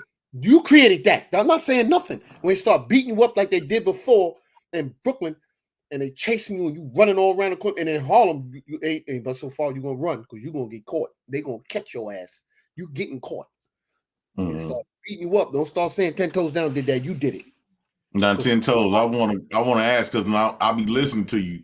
I'm like 10 Toes sound like he was one of them OGs. Now he not got out of it, but it sounds like you still like that war. Mm-hmm. You still like to go to war. Oh hell yeah! I would never lose that. I would never lose that. Why would I give that up for? Huh? Why would I do that? Well, there we go. Why would I give that up? Huh? Jesus ain't never stopped fighting. The prophet ain't never stopped fighting. When you get to a certain age, like, man, so I assume you gonna fight to the end. I'm gonna be a warrior to the end. That's what I But think. You know what, 10 Toes, and I heard you mention something like this. I think it became boring to me and lame to me now, like black men fighting on black men. The fight that I want to see and want to participate in. If I'm gonna go to war where my life possibly can be in, or I'm gonna end somebody else, I don't want to do it to another nigga no more. I want to do it to my real enemy. You know what I'm saying? Because at the end of the day, it seems like us black men, aggression is being displaced. It's so easy for us to attack each other. But what I want outside of that Alabama thing, I hadn't seen nothing like us going after the people that's really fucking with us and disrespecting us on all types of level of our lives. You know, they controlling our families. They kicking us out and come up with all these policies to remove us from being fathers. All kinds of stuff. So now I'm at a point where now fist fighting because one of my brothers done said some shit. What I mean is another black man done said something. Yeah, that we done did that. We done did that for hundreds of years. Niggas been fighting each other for a long time. That's why I feel I always give the opportunity when it comes to a brother, or like what you just seen with me and that brother. I know I could have took advantage of him. I could have ran down him. I could have snuck him. He wouldn't have seen it coming. Nothing. I said, we're going to fight hand to hand, man to man. I'm not going to do none of that. Let's fight. Let's rumble. Let's see where it's at. Because that's the talk they've been talking. Mm-hmm. They've been talking this fighter talk like they fighters. So I just want to put it out there so you can see, oh, so you really don't want to fight. You're really not that tough. You're not. And I'm at the point, and I'm here willing to take that extra step to show you that, yo, listen, I ain't gonna be bragging and all that. My thing would have been. So why do we want to fight each other though? Where did that come from? No, my thing, I didn't give a fuck about fighting him. I fight anybody. I fight the white man. I don't care. I fight the SEALs. I fight the police. I done went through it with the police for real, and knowing that motherfuckers ain't gonna stand by me. Motherfucker gonna knock my tooth out and all that. I know they ain't nobody gonna stand by me. They gonna be 100% with me. I know that already. When we up in them cages, see all them stories that the dudes tell you, they don't tell you not one story about how many COs did you cut? Or I cut this nigga, I got it on with him. How many of them presses that was saying, lock it in, turn over, bend over, let me see your ass cheeks, lift up your nuts. How many of them you assaulted? Punched? None. None. Nothing. You did what they told you to do. But then you would get dressed, turn around, and grill me. That's why I said the same thing about our neighborhoods. We could be outside, me and you, and we could walk past a group of brothers and they'll look at us like, who the fuck is these niggas? What are they doing in our neighborhood? Right. And a white man could walk by and they'll say good morning. Nothing happened. Nothing. They won't even look at them with an evil look, nothing. And that could be the landlord. That could be the landlord that's coming to collect the money from your mama house. Right. That's the only time you see a nigga teeth. Yeah. Undercover, everything. Right. They would give that white man so much props. He could be a bum on the street. But niggas would get shook. Like, man, put that up. You see that white boy? Put that up. Like, niggas would get spooked if they did that. Beville E. Peace to both y'all brothers dropping knowledge as well, man. Salute, brother. Peace, my brother. Oh, that's Beville. Yo, what's happening, man? I didn't even know that was you, man. What's up, yo? What's going on? Yeah, salute, man. Welcome to the chat, man. I'm over here with some good brothers. Yeah, I'm listening. I wanted to go back to that question that you first asked that nobody really answered. What's that one? What would happen if 5,000 Klan members came across the bridge into the city? My answer is this. I think we got the numbers, but we're not organized, bro. We rather gun our own down. And if something like that happened and doodoo really hit the fan, I think that it would be so unorganized that we might get outsmarted. Mm-hmm. That's a fact. We definitely will get outsmarted. You know why? Because they come in there with a mission and they strategic. Mm-hmm. And they're going to say, this is how we're going to do it. They already schemed out the area. They know what neighborhoods they going in, what streets they walking down. And if something happened, they know what's coming from the rules. Right. They got a certain amount that's looking up at the rules. That's their job. Look up. Your job is to look at everybody's hands. Your job is to look. You know what I'm saying? They on point. When it comes to us, I think the best military minds that we had was the nation. The nation. No. With technology today, it can be outsmarted. We got drones. We got Google Maps. We got everything. I'm talking about common sense in education. Ain't nobody could go with okay, it's 3 y'all on that panel. I can assure you this now. Nobody could go in none of y'all neighborhoods and don't tell y'all where every cut, every fence you could jump over, where everything is at. We busy TikToking while they busy coordinating. And the reason why I say that, because I'm not going to send you the link, but if y'all know how to use Google, Smith and Wesson is building AR-15 for kids, and the government just passed the bill to make it legal. What they doing that for? I don't want to get on no militant stuff or nothing like that, but instead of us TikToking and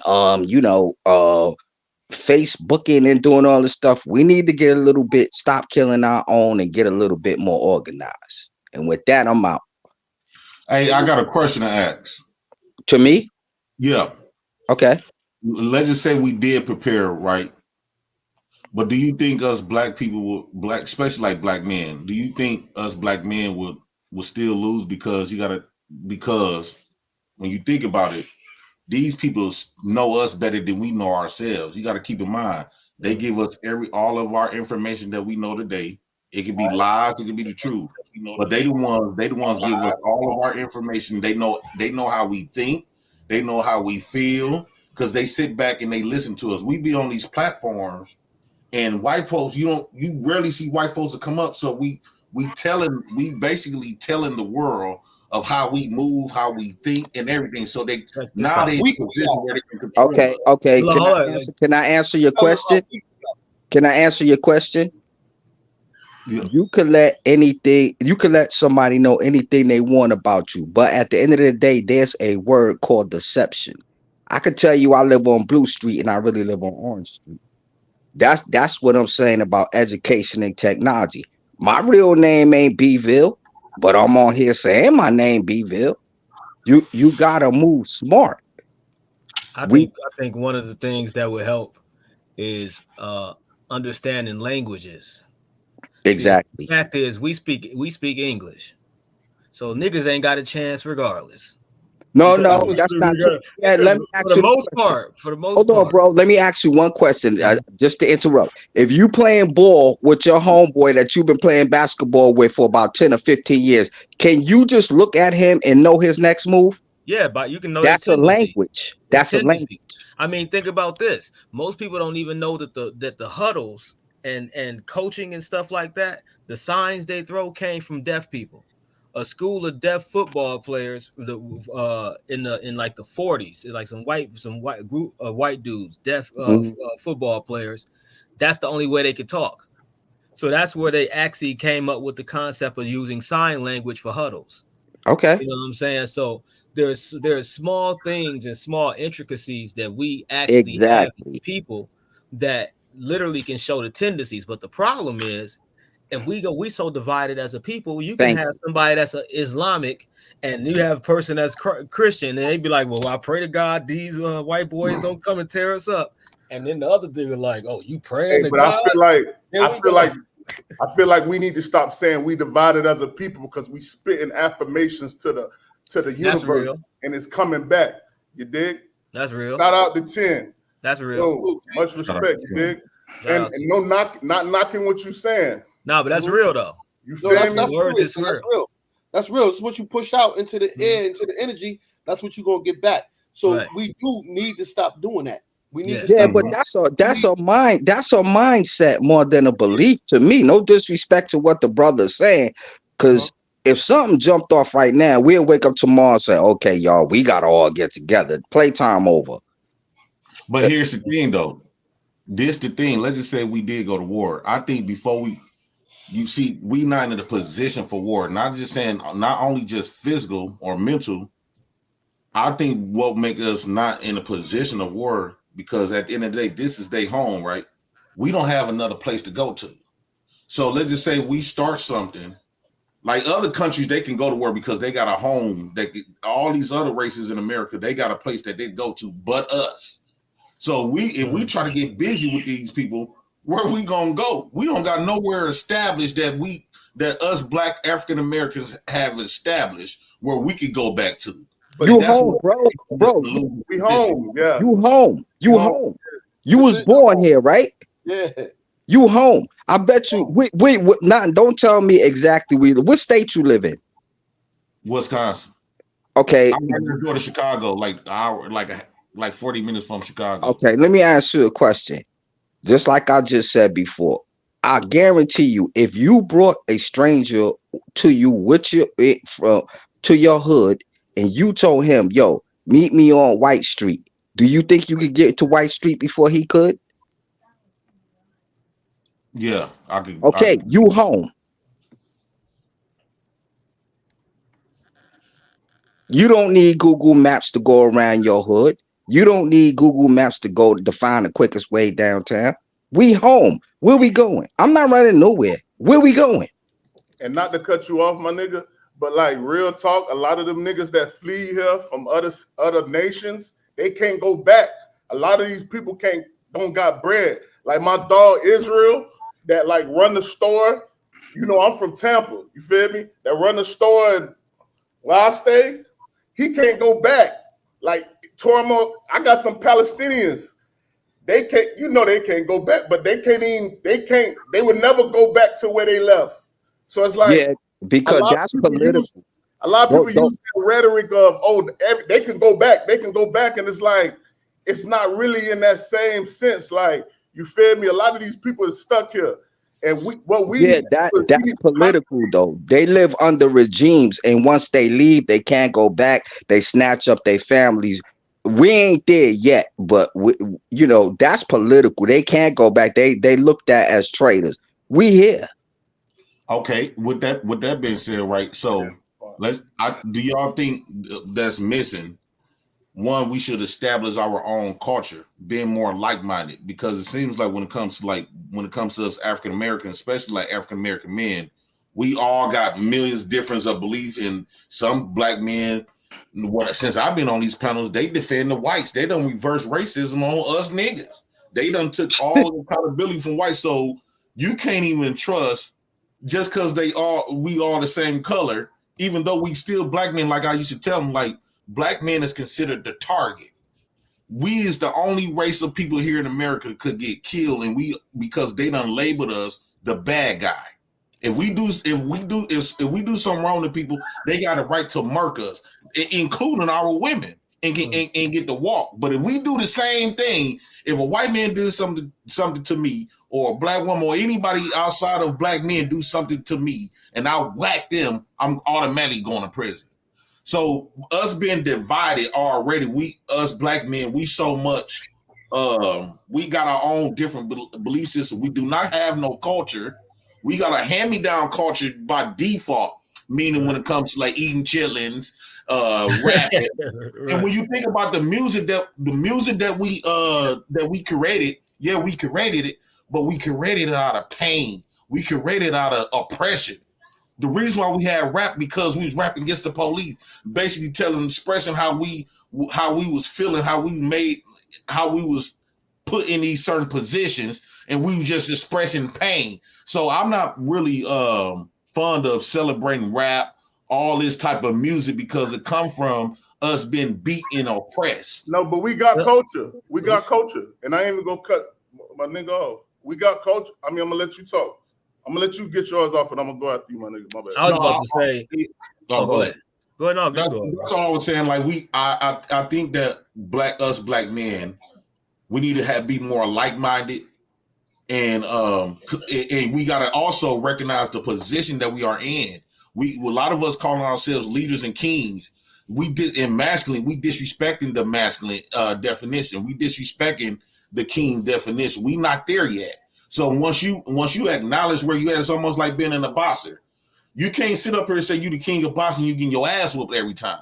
And every time you turn on the TV, is us the one getting our ass whooped. You know what though, bro? On some real talk, I think half of this we doing to ourselves. That's just keeping it real. I hear what you saying, but 50% of this problem is caused by us. More than that percentage. All my enemies. I was raised to look at y'all, to blam y'all down. I was raised, we was raised to look at each other like, I would kill you, black brother. But and I will protect that white man against you. But this the thing. But this the thing. We need to stop pushing this narrative that goes down all the time. You feel me? I got people in the Bronx. I walk the Bronx. Niggas in Chico said, what's up to me? Yo, what's good? Yo, how you doing, my nigga? You feel me? Night and day. I'm August 7th, just like 10. I walk anywhere. Niggas give me respect. You feel me? So at the end of the day, I done been everywhere. I done got love. Black people, I done see. We need to stop pushing this narrative that, see, they want us to keep on saying that, oh, black people this and black people this. Man, I ain't got love everywhere I go from black people. In Wisconsin, I ain't went all that. Nigga done gave me love. Love. We need to stop. Listen, let me tell you something. Look, you know how if somebody came to your house right now, right? And your girl answered the door, and it's your friend, and they like, yo, so-and-so home, be like, nah, he sleep right now. And they come back again, yo, he home? Nah, he sleep. Motherfucker keep coming to that door and they keep telling them they sleep. They're gonna stop coming there looking for you. And that's the problem with us. We've been asleep for so goddamn long. You right. Now let me ask all y'all this question. Knocking at the door for us to come to the door. Now I'm gonna take it. I'm gonna take it. Nah, they sleep right now. They asleep. They ain't waking up. That's a fact, man. And none of us are waking the fuck up. I'm gonna take it to 2023. That's something that just happened. Now let me ask you this question. When Hassan Campbell was outside that building yelling and howling and screaming, right? What if somebody would have been coming out there with that baby and that bottle fell out that window? See, this is what I mean when I say we cause our own problems. What would have happened if behind the bar would have knocked on the door at the trap house and the young guns would have opened the door and started doing what they do? He would have been in the New York Post. This is what I mean when I say we are part of our own problem. I know people don't like to hear that, but it's the truth. We got to fix up. We can't fix nothing till we fix ourselves. You can't go to work till you fix your car. We got to stop pointing fingers. Oh, the white man and all this. Fix us first. And then when we get to a point where we know that we running almost at capacity, then we can start looking at what else we got to fix. But a lot of us suffer from mental health, man. A lot of black people are suffering from mental health. Yeah, this is true. A lot of things that we going through that we don't know how to deal with it, and we don't believe in going to see psychiatrists or to the hospital. Black people don't believe in that shit. We believe in self-help, medicating ourselves with people telling us what to do, smoking weed, drinking, and that's how we solve our problem. Okay, Tim, but let me ask you a question. Hold on, black man. When it comes to Hassan Campbell, we all know he has a mental condition, a mental problem, and he needs help. Everyone's been reaching out trying to help him with this. Nobody ever went out. I mean, I went out before trying to help him when it comes to prosecuting Bambaataa, but nobody ever went out and got that psychologist, that psychiatrist, pulled him up on the panel and let him talk to Hassan, or just pulled him up and say, yo, Hassan, I got a gift for you, man. I got this psychiatrist. We already know where he lives. He always giving his address. Pull up to my house. Pull up with the psychiatrist over there if everybody's so concerned, and we're going to get him this help. Because he needs that sit down. He don't know about a sit down. He never had one. So he needs that sit down. And a lot of us as black people, we need that sit down. We need that voice. We need somebody to tell us from a psychologist and a psychiatrist point of view of what's really going on with us in our lives and how to change and make things better, man. Okay, but to check this out. If you drop a brick on your foot, you're going to go to the doctor, right? Yep. Okay, so if you know that your brain is sick, why you don't go to the doctor? Well, can I ask y'all something? Tim, with that, I want to ask, do you think a lot of us, especially like black men, the reason why I'm focusing on black men because we supposed to be the warrior class and the leaders. So, and in order for us to lead the black race, we got to be straight first. So, do you think we suffer from mental health conditions because the lack of love from us black brothers? Is that we don't trust each other. Even though I was one of those dudes participating in the same stuff, I can't walk past black men at nighttime, a bunch of black folks, especially black men at nighttime, and feel safe like I could walk past a bunch of white people and walk through the crowd. I can't say the same. In the South, my nigga, you walk past a batch of white dudes, you won't go. So it's different what we see. I'm speaking from a South point of view. You speaking from a Midwest point of view. No disrespect. Is it Midwest, right? Midwest, right? It's Midwest. Yeah, Midwest point of view. Then coming from straight out of New York, you dig what I'm saying? You know we coming from a different point of view, but like it ain't the same down here with that. Not. Listen, when I be going and I be traveling, and when I go down there, I love down bottom. Whenever I go in them goddamn stores and anywhere, I always tell them, well, y'all yeah. hospitality, the love y'all give, and the way y'all treat each other out here. I love that shit. Virginia, when you start getting into Virginia, going all the way down to Texas, Florida, and all that, even in Atlanta, that love is different, man. They got that love and you know what? And it starts not with because we don't trust one another, it's because we don't trust ourselves and we don't love ourselves enough. Facts. So we gotta learn to love ourselves. How you think the self-hate came? Because we didn't have no self-love. And it's different in different spots of like the Midwest, because like I know I'm from Flint, Michigan, personally, and I just came back. You crossed the lake. Yeah, from me. Yeah, I'm from Milwaukee. So like coming, but I had stayed in California for about 15 years in LA. So it's a whole different ball game of coming back out here because it's like literally I'm surrounded by black people. So it's like it went like bro down in the corner said, when you walk past a group of white boys, you really don't go. You know what I'm saying? Because a group of niggas, you kind of like, you know what I'm saying? You can read our body language. You know what I'm saying? And there's a certain vibe with it. Whereas like with the white boy, it's like you already like they gotta come off to you on smiles. You know what I'm saying? Hey, how's it going? You know, they gotta come like that. If they don't come like that, you already think. Then you just address them the same way. What's up, Chad? Yo, let me tell you something, man. I don't know. No, see, I don't do all that. My boy ain't nothing. I live there. Like, all right. I want to ask because y'all brothers seem like this. Y'all the type of brothers that I've been looking for since I've been on this YouTube space. Hold on, before you say that, right? Let me tell you something. That's what's up. I don't know everybody on these panels, right? But I can tell you, the brother B-Ville, Jay Prince, that's a brother you should get on your channel. And I just seen somebody big up the brother K. As far as the brother Wavy Dog, I know that he's a supporter, but I really don't know him and haven't got the chance to really speak with him. But I know brother B-Ville. That's a very knowledgeable brother. He got a lot of insight on a lot of things, and he gonna steer you the right way. So I man, come on in, man. I welcome you, man. We can do like one-on-one shows. I've been trying to move the Black House in a different direction from where we've been going, trying to do something new. And I want to ask y'all this, right? And maybe y'all can help me think this through. I have mentioned, I said, we stupid.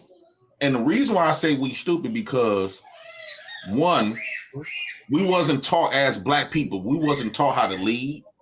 We was given information from our ops. Our ops, everything that we know comes from our opposition that did everything against us, and they misled. And I really believe us black men, we've been misled, we've been bamboozled, we've been hoodwinked of all of our past information and moving forward. So I don't think that the reason why us black men, black people is in this position today because of the lack of who we really were. We think every time we think of our past, our history, we automatically assume slavery. We can't handle how we rule. We got technology in our hands now. You could go all the way past Egypt and you could look and see the contributions that our people made. Let me tell you, I'm gonna tell you a quick story.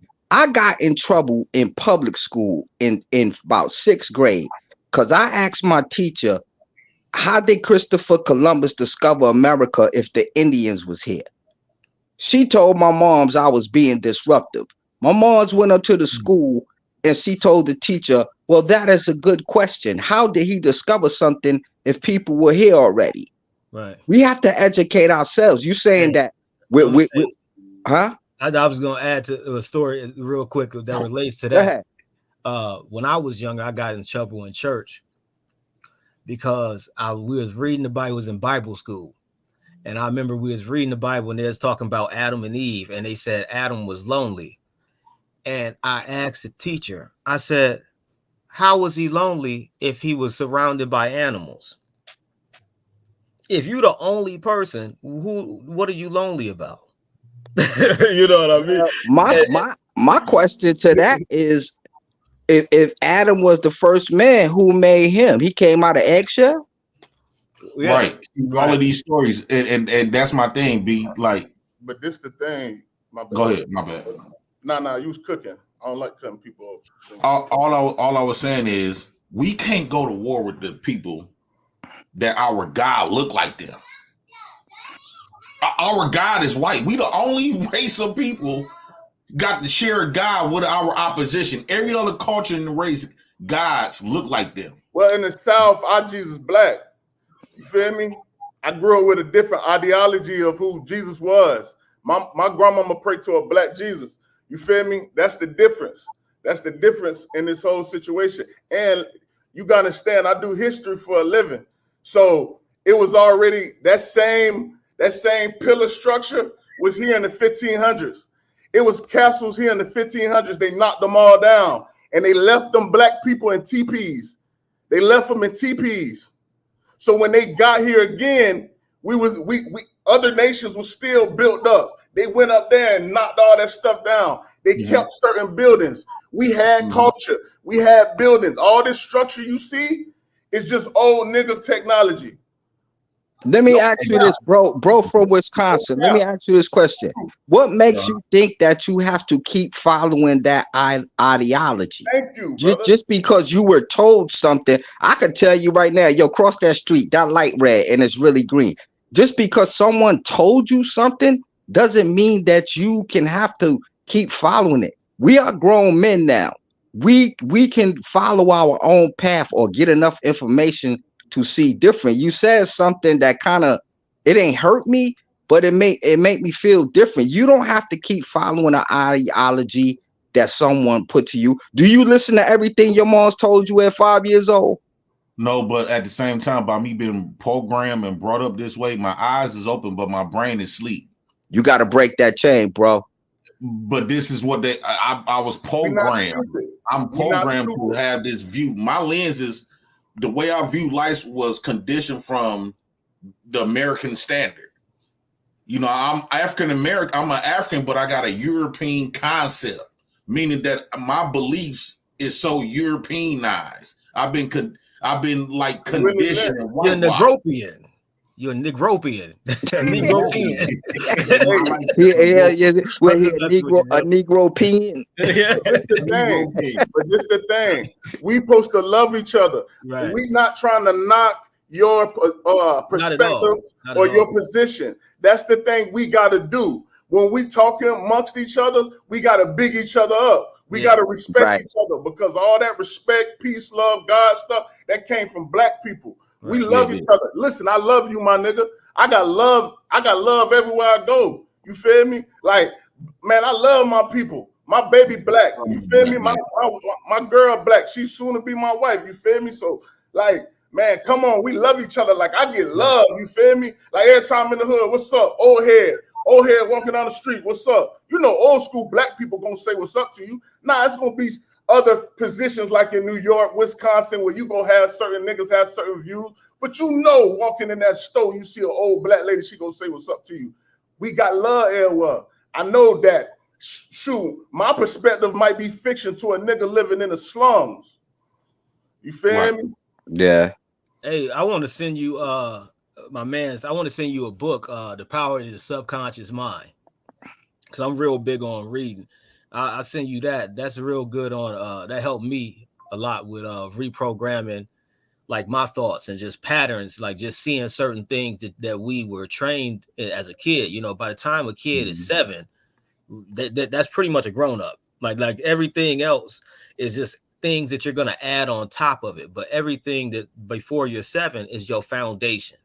You know what I mean? So it's certain things that we experience and certain traumas and certain stuff that's generational trauma that's just even in your DNA. You know what I'm saying? That's true. I read a book, and the title of the book, and y'all could Google this.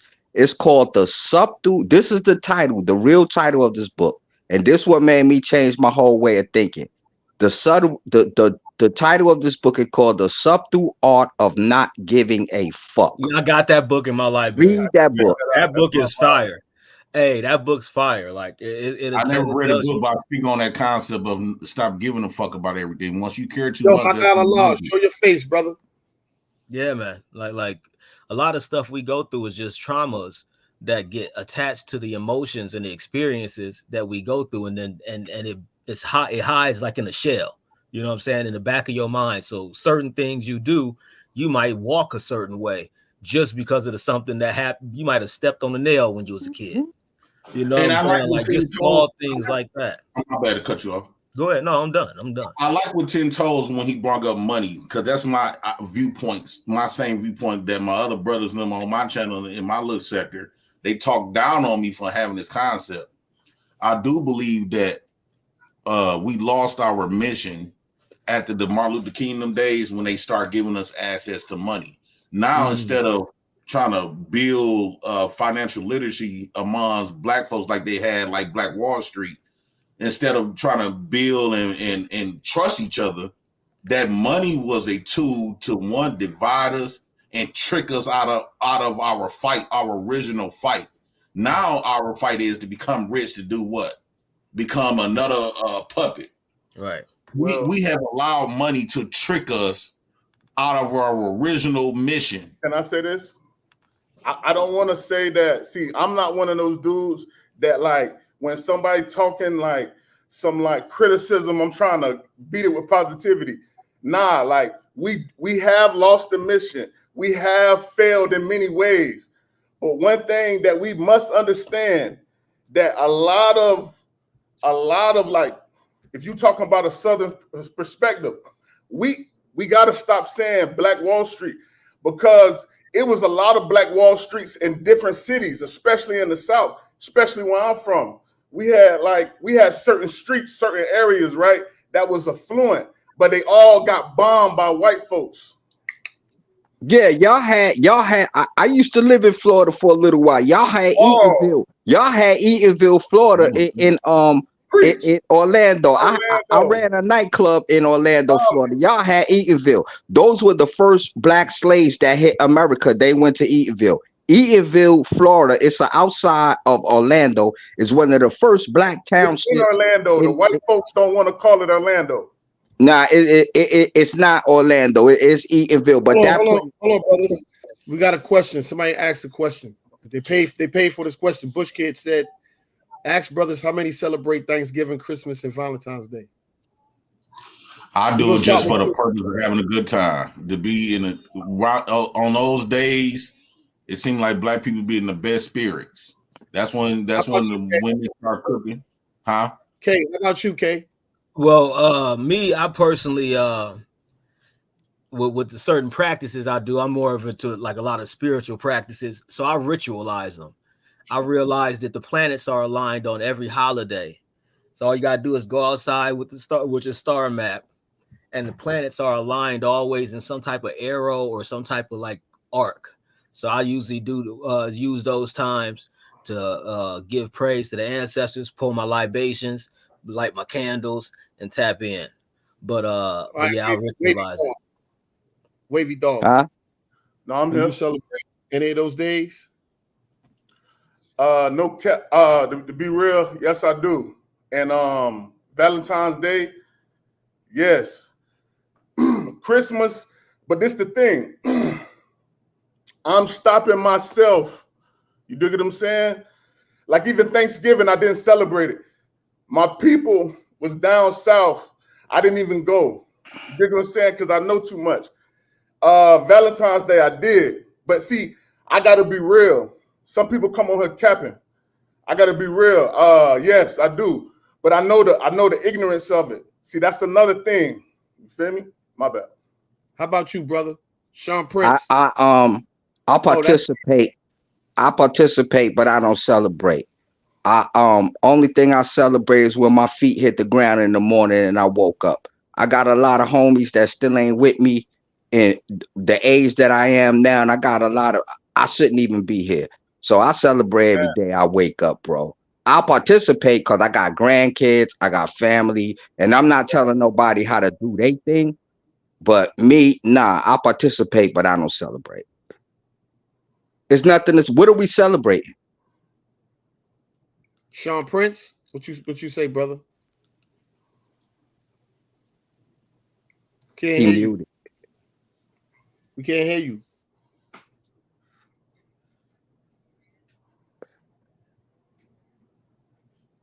Yeah, you gotta go out and come back in. I like what you said though about participating, not celebrating. I can relate to that. Do y'all think like, because this is what bothers me a lot. Like a lot of us, we're afraid to live in our own skin and to accept who we really are, the good and the bad, right? So like when we go to these jobs or when we get around white people and stuff like that, we do a lot of conforming. Like we got our tone that we talk amongst each other, and it seems like we inherently give white people way more respect over us, because the moment we get around them, we get to start talking like, "Hi, how you doing? My name is such. I've been doing this and doing that." You know, our whole tone. We cut our hair. We wear the tightest clothes that we can possibly wear, and everything changed. And we'll tell a nigga that crushing us, "Dog, why you acting white?" Well, what is acting white?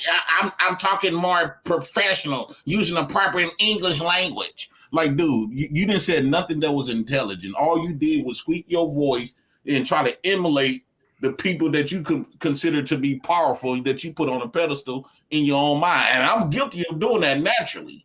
You don't have to. You could go in chameleon mode. If you gotta work and feed your family, you ain't gotta act like them. If you gotta do something from 9 to 5, it's a chameleon. You ever seen a chameleon go from polka dots to a solid color to whatever? If that's what it takes for you to get your bread, do it. That's where I'm at with. I'm not gonna go in there, "Oh, how you doing?" with the tight shirt. Nah, I'm coming in there with my wallabies on. I got my khakis on. I got my polo or my Lacoste polo shirt on, and I play the game for a couple of hours, 8 hours a day. If you paying me right, I'm gonna do it. You go into chameleon mode. Nobody be able to pay you off your integrity, pay you off your. Should nobody be able? That's why I don't believe that we should be working for all our whole lives. Like now, I got a hot dog cart and I got a food truck. Now I was the bum out of my sector. Everybody used to laugh at me when I first came on here. I told my story how many times I've been homeless. I lived in a storage unit when I was in Texas. Like I've been a pure bum. You know what I'm saying? But now I set a goal for myself, and I'm raising all 3 of my kids by myself, 3 daughters, and it feels good when I go to work and I'm working for myself that I could just be myself. I can wear my wigs and not have to cut my shit off because I can't get jobs. Well, I'm gonna tell you, I'm sorry. This is what I did. I worked for a company in corporate America for 17 years. Got fired during COVID. My plan was I was going to work at least 10 more years, and I was saving money to get me a food truck like you, because I like to cook. You know what happened? All that money that I stacked up for my food truck for when I get out corporate America, I had to use it to pay my mortgage and my bills. Listen, that's crazy. This question say it's the difference between code switching and cooning. I don't like both of them. Neither one of them. This the thing. That shows that we not powerful. But this the thing. One that got a code switch, you the powerless. How come whites don't get around us in code switch? They do. You see it every time you watch TV. Look at all these commercials. Everything is based around hip hop. They coding us. They snatching our code and using it to their benefit. Yeah. I think they degrading us because every time white folks want to come around us, they bring up like, yeah, every time they talk to us, they be like, yeah, I was homeless before, I was broke before. They always, every time they want to connect with black folks, they always come up with some poor shit or some ghetto shit. I mean, think about like this. Degrading us. Well, it's like an animal. You got to be four-dimensional, like my mama said. You got to be four-dimensional. You got to be able to go around them, get that bread. See, my mama used to go around white folks that used to really be spending bread, and they used to be putting money down on what she got to get down. She go around there, yeah, how you doing? For sure. Got up out of there. She back in the hood. What's happening, y'all? Blah, blah, blah, blah. You got to be four-dimensional in this world. This world too big. You got to fake the funk. It's called faking the funk, man. You got to fake the funk for the money. It's not just dialect. Thank you, Sean Prince. They just gotta fake the funk. That's it, man. Like you said, when you go back around the wedge, yo, what's good? What's good? That's it, man. You just gotta fake the funk when it comes to the money. We the original 007. You gotta know how to move. Because they tried to play us in slavery, then they put us into them roles and got us on TV. Ushba, ashba, ushbi, ishbi. knowing damn well black people speak well. You feel me? So we had to learn how to speak well. We had to become doctors. Nah, the whole trick to this is people perception. Perception is the key. You could be dumb as a box of bricks. If you walk up in some place, you got on a suit and a tie, you got on some hard bottoms, and you know how to speak a little bit intelligently, you'll be looked at different than if you walk up into that same building and your pants is sagging and you got on some untied Timbs and a scully on. It's perception. We have painted ourselves into a box where they're capitalizing off of our own ignorance of our perception of ourselves. When you look at TV today, every time you turn on something, you hearing rap, you hearing Marvin Gaye, you hearing Diana Ross. That's all our culture. These people are making zillions off of us, and we're not even utilizing our own shield and sword. Yo, let me ask a question. It's a question. Bush Kid made a statement. How y'all feel about that? This one by one. What do y'all feel about that? He said, for all the brothers on that panel that celebrate cracker holidays, stop leading or giving advice to black people. How do you feel about that? I agree. I agree. My best advice that I could give to black people is get together and educate yourself. We have the most powerful tool in the world that all of us are on right now to educate yourself. Take the blackboard, get the eraser, forget about not everything, but some of the stuff that was told, and re-educate yourself. Yeah. All right, now, so I'm sorry. A brother made a statement earlier. I had it up there, but I took it down. I couldn't find it. But the brother said, "Get land." Now I believe that's where we all failed at. Oh, just us, period, as black people. Yeah, comes to land that we own nothing, and land is one of the most important things, and that's how they enslaved us because they had plantations, they had land. So now that we out of that situation and we able to get this land. So one of my homeboys, right, he put me on to it. And this is how I learned how you buy houses and get in the houses. So he got a buddy that's in the bank, and his buddy let him know all the areas that's going to be gentrified.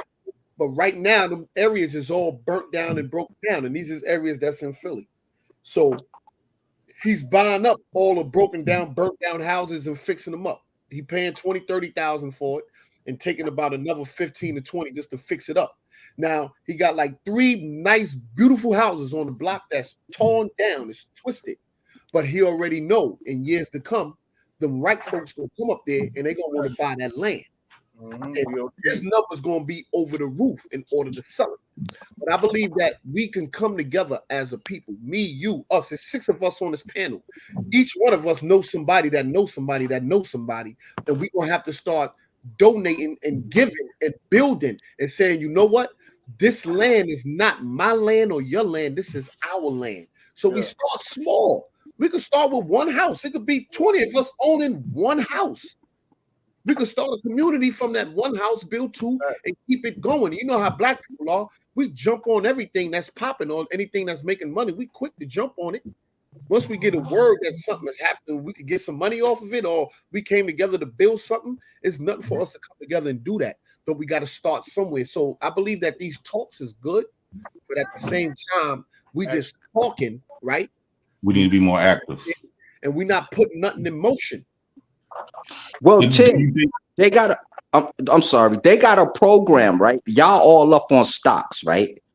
Most of these corporations now are buying these subdivisions and putting stock on it. You can get some shares. If you know 10, okay, say everybody here, I know all of y'all at least got 10 homeboys. You can say, yo, man, you got 2 stacks, 2, 4, 6, 8, 10. If it's 5 of y'all, that's 2, 4, 6, that's 20,000. Yo, let's get some shares over here where they got this subdivision at. It's about education, man. That's all I'm trying to say. But we have to be willing to listen. Like I already feel, you know, I don't know your name, Wisconsin, but like we have to be able to listen. We have to be able to get together and really do this. We can't just be talking. One thing about black folks that I don't know if this is the same where you at. We got to keep it in our ear. We got to keep doing this. You got to keep, hey, we can't let off on it. Even though we know as black folks, we don't like to be redundant and we don't like to be playing with folks. We got to get solid people and keep them aboard. See, we gotta stay on one track. Let me cut you off, brother. We gotta stay on one track. That's black people. We don't know. Everything gotta be every day. Like we can't even wear the same shirt the next day, or we look like suckers. We can't. We gotta switch up. Everything gotta be different for us. We gotta get out of that mindset. So we gotta start with the children. All of us up on this panel, we 20, 30, 40 plus. We done.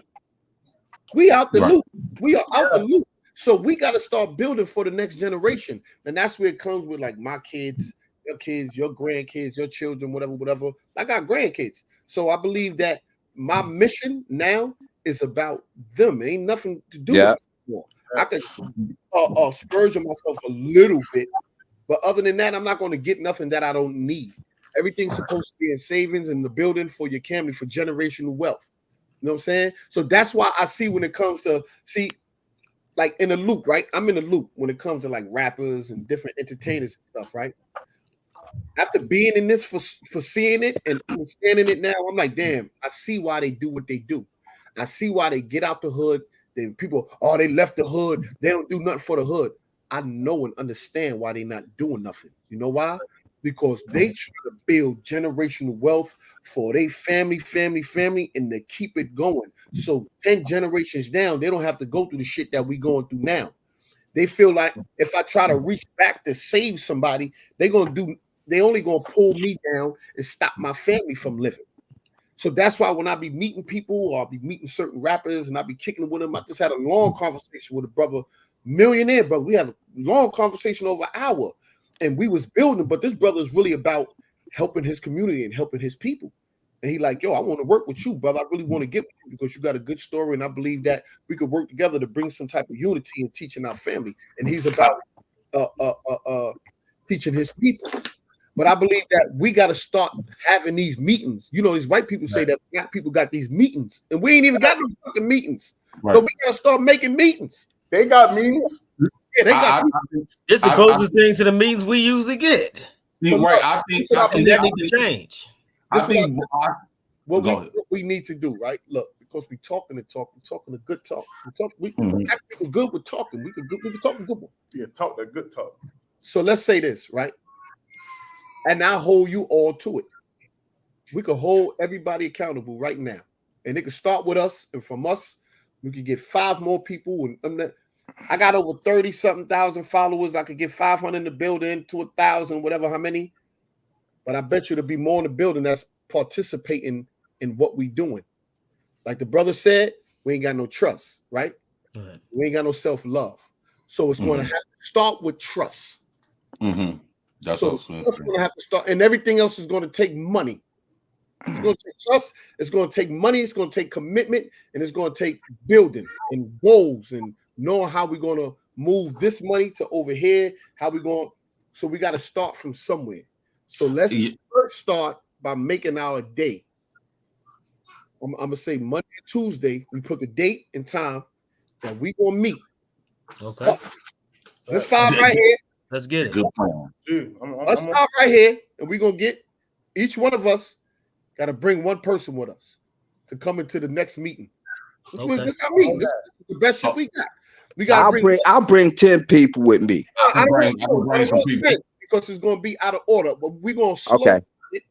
We're gonna bring one person, and that person will have to get on board with the mission. You know why? Because when you start bringing too many people, then you start getting I ain't trying to fuck with that part. Now we got. But once we start with one at a time, and we know, okay, this person is, if he not, we knock him off and you go get the other person out of your 10. But we're going to start one by one. We're going to start one day, right? And then after we build, we can make a number. Somebody come up with a number. Once it's 20 of us, now we're going to start the donation process. We're going to put it in the pot, and we're going to put that trust where one person is going to handle that money. Or we can open up an account and start that an account, and that's where our money going to go towards. It ain't big money. We can start with everybody put in $20. Yeah. Everybody put in $50. And we all have access to where that money at. Yeah. That's Yeah. real. And can I say this? Can I add to that? And this, you were saying what I was damn near about to get ready to say. I think before we start dealing with money, because we have seen how money, if we do decide to all put money in together, we could start fighting all this other type of stuff. So what I think that I love the meeting concept. I think the meeting concept should at least start off by one, getting us to trust each other, getting us to have them become more like-minded and establish us black folks who say we can't establish our own culture now and structure. I think we have to have a culture and a structure first, develop that first and have the trust first. Then we get to start talking about putting money together. That way we already have the tools to be like, okay, he ain't trying to fuck me. She ain't, you know what I'm saying? We ain't trying to get over on each other. We're going to start these meetings. And I said, over time, the money coming later. But first, we're going to start building first. We're going to have to build a foundation. We're going to build structure. We're going to build foundation. We're going to build like this with one another. But at the same time, we're going to have to start building on a plan. So everybody got to give their insights to what your plan is, what you feel would be the best plan. How much is the goal? What's the goal we trying to reach? Boom. And just through us, we can start getting donations from other people. We can start getting funding for different shit. But before we even get that far, we can start slowly from here. Right. Well, I really don't have a trust factor because I know when to bail out. When it start looking slippery and I'm falling on my back, then yo, I'm out, y'all. We tried and it didn't work out. You know what? I'll take a chance. We all took chances. We all grew up in the hood. We took a million chances. Right. If we could take a chance to build ourselves, then I ain't got no problem with it. I know when to pop my parachute. I don't want us to give up that easy because I want this to become way more important to us because stuff that's very important to us, even though it becomes rocky, we do not give up. The problem that I will probably will end up happening is that, like for an example, I don't mind being a follower. I know this following word, it touches us, rubbed us the wrong way, but I might be leading in other stuff, but I don't know shit about this. So I got to become a follower to become a leader. I got to be educated. We got to be willing to set our ego down and say, I ain't no motherfucking follower, I'm a leader. No. How you gonna lead something and you don't know nothing about it? And so you got to take instructions. We got to learn how to be humble enough. And let's just say 10 toes down. He might know how to work this, with the money aspects, the stuff like that. If he teaching us, okay, well, 10 toes down, he the leader of that. I'm following direction so I could become a leader in that same type of stuff. Leaders in different types of stuff. Sharpen men. One thing about it, I would not be on this live stream if I didn't think 10 was a solid nigga. So you have to know when to take leadership. He's fronting this thing, man. He's pushing this thing. So one thing about it, we got to be humble to certain things that he may have in the perspective. Also, he can adhere to what we saying. But one thing we gotta understand that we're not going to always agree. Reason why I like you, Wisconsin, because you come from a different perspective and you staying solid. I'm a Leo. I like when a nigga stays solid on their ground. Leo too. They hard on their stuff, bro. Right. Well, you know what? My name is Jay Prince. They call me Jay Prince for president. Jay Prince, my bad. Jay Prince, my nigga. No disrespect. Florida. One thing about leadership. Bud. I'm sorry. Yeah. Yeah, I think the comments. Well, one thing about leadership. That's why I didn't know I ain't need no. It's 5 of us up here. Everybody has a different skill. That's right. Mm-hmm. You know what I'm saying? 10 is the plug with the people that we need to get to. Mm-hmm. Homeboy from Wisconsin, you say you know how to cook. That means you probably got people in the element for something for food and stuff like that. My man with the dreads, Kinsu, I didn't catch your skill, but I know you got one. Homeboy down there from Florida, he seems to know he's got the directional support and stability, and he seems like he have people around him that could give us that. Me, I'm into IT. Everybody could lead in their own field, and you put it together, and then everybody leads in their own field. You don't have to have one leader making all decisions. Yo, Right. this one know how to do that. This one know how to do that. This one know how to. Here's what's on the table. Let's break it down.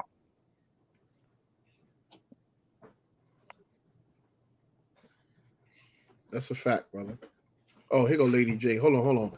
I gotta read Lady J. I just blew by that. She said, if you don't want to celebrate holidays, do that. Don't say we celebrating crackers. That's a lie. Who said that? No, remember the other brother said, if you up here and you celebrating the cracker holiday, then you shouldn't have nothing to say about leaving black, something along them lines. Remember? Oh, I don't get caught up in that, man. Like I said, I participate. I don't celebrate.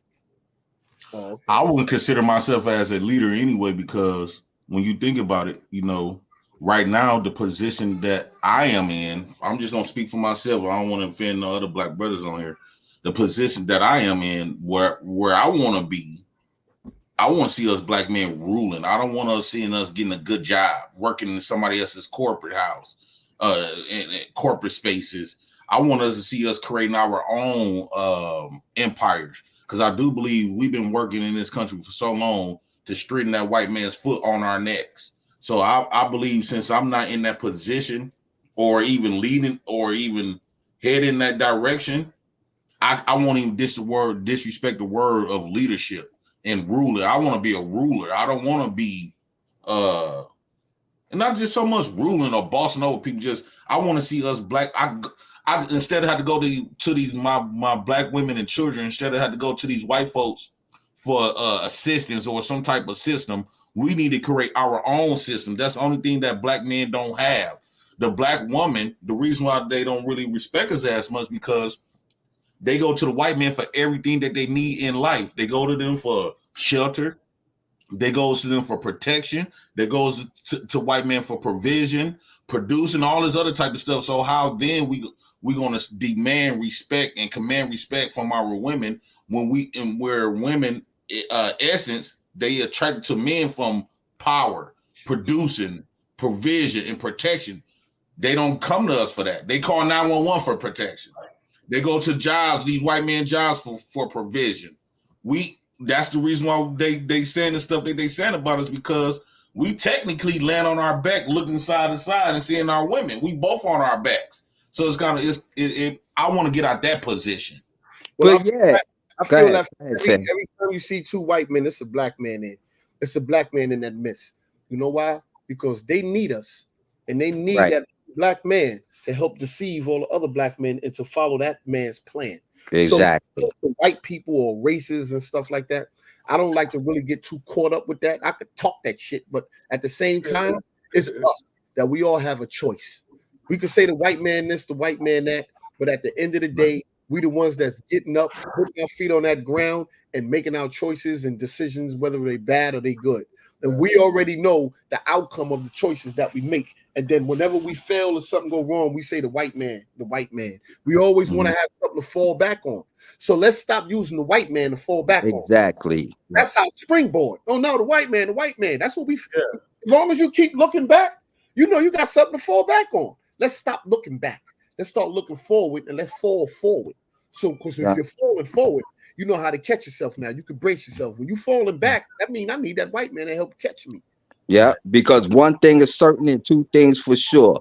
You can't become a king until you got to be a prince before you become a king. You got to learn how to crawl before you walk. Right. You ain't come out your mama walking. You had to crawl and bust that head a couple of times before you stood up on your feet and got busy. You got to be a prince before you be a king. So it is baby steps at first, and once you get in the groove, it's just like riding a bike. First 2 times you got to train the wheels, then your pops take one of the wheels off, you crash out, you bust your head, then he take the other wheel off, you learn how to ride, then you be like, okay, I got it. Next thing you know, you're riding a motorcycle. This ain't gonna come easy. It's not, and it's not gonna come overnight. So it's definitely gonna take patience. And another thing, when it comes to me, I never see myself as being a leader. I see myself as being a guide. So a guide, all he gonna do is be by your side and help guide you. When I was locked up, I used to be the blind guide. I used to take the blind men that was incarcerated and they hold on to my arm, and I would guide him, and we would be side by side. So every step that I take, he got to take that step. So I believe when it comes to us as a people, you got to take that same step that I'm taking. We're going to take that step together. I'm not going to be in no front line taking a step, and then I got to look back to see who the fuck are y'all stepping with me. No, we're going to go arm by arm. You see Martin Luther King. They was walking side by side, locked in, elbow to side. They was walking. So I believe that we got to go side by side. So when it comes to us as a people, I believe that, you know what? We're making this video. We're saying this what we're going to do. 6-7 months down the line, Jay Prince, you start arguing with B-Vale about this and that. Hold on. Let's go to the videotape. Remember this video when we first started and we said we was going right. We was at the bottom of the barrel. So now we up 50,000, 60,000. So now we're gonna start arguing over this chump change when we was just at the bottom of the goddamn barrel talking about what the plan was. We got to stay focused on the plan. Right. And so that's another thing when it comes to meetings and all that. So this would be a beautiful meeting because we on TV, it's recorded. We can always go back to it again, and everybody's watching, and whoever want to come in, they can join. So let me ask you a question, Tan. Let's just say we come together, we got the money and stuff. What is our final destination? What is the end goal? What do we want to see? And that's the thing.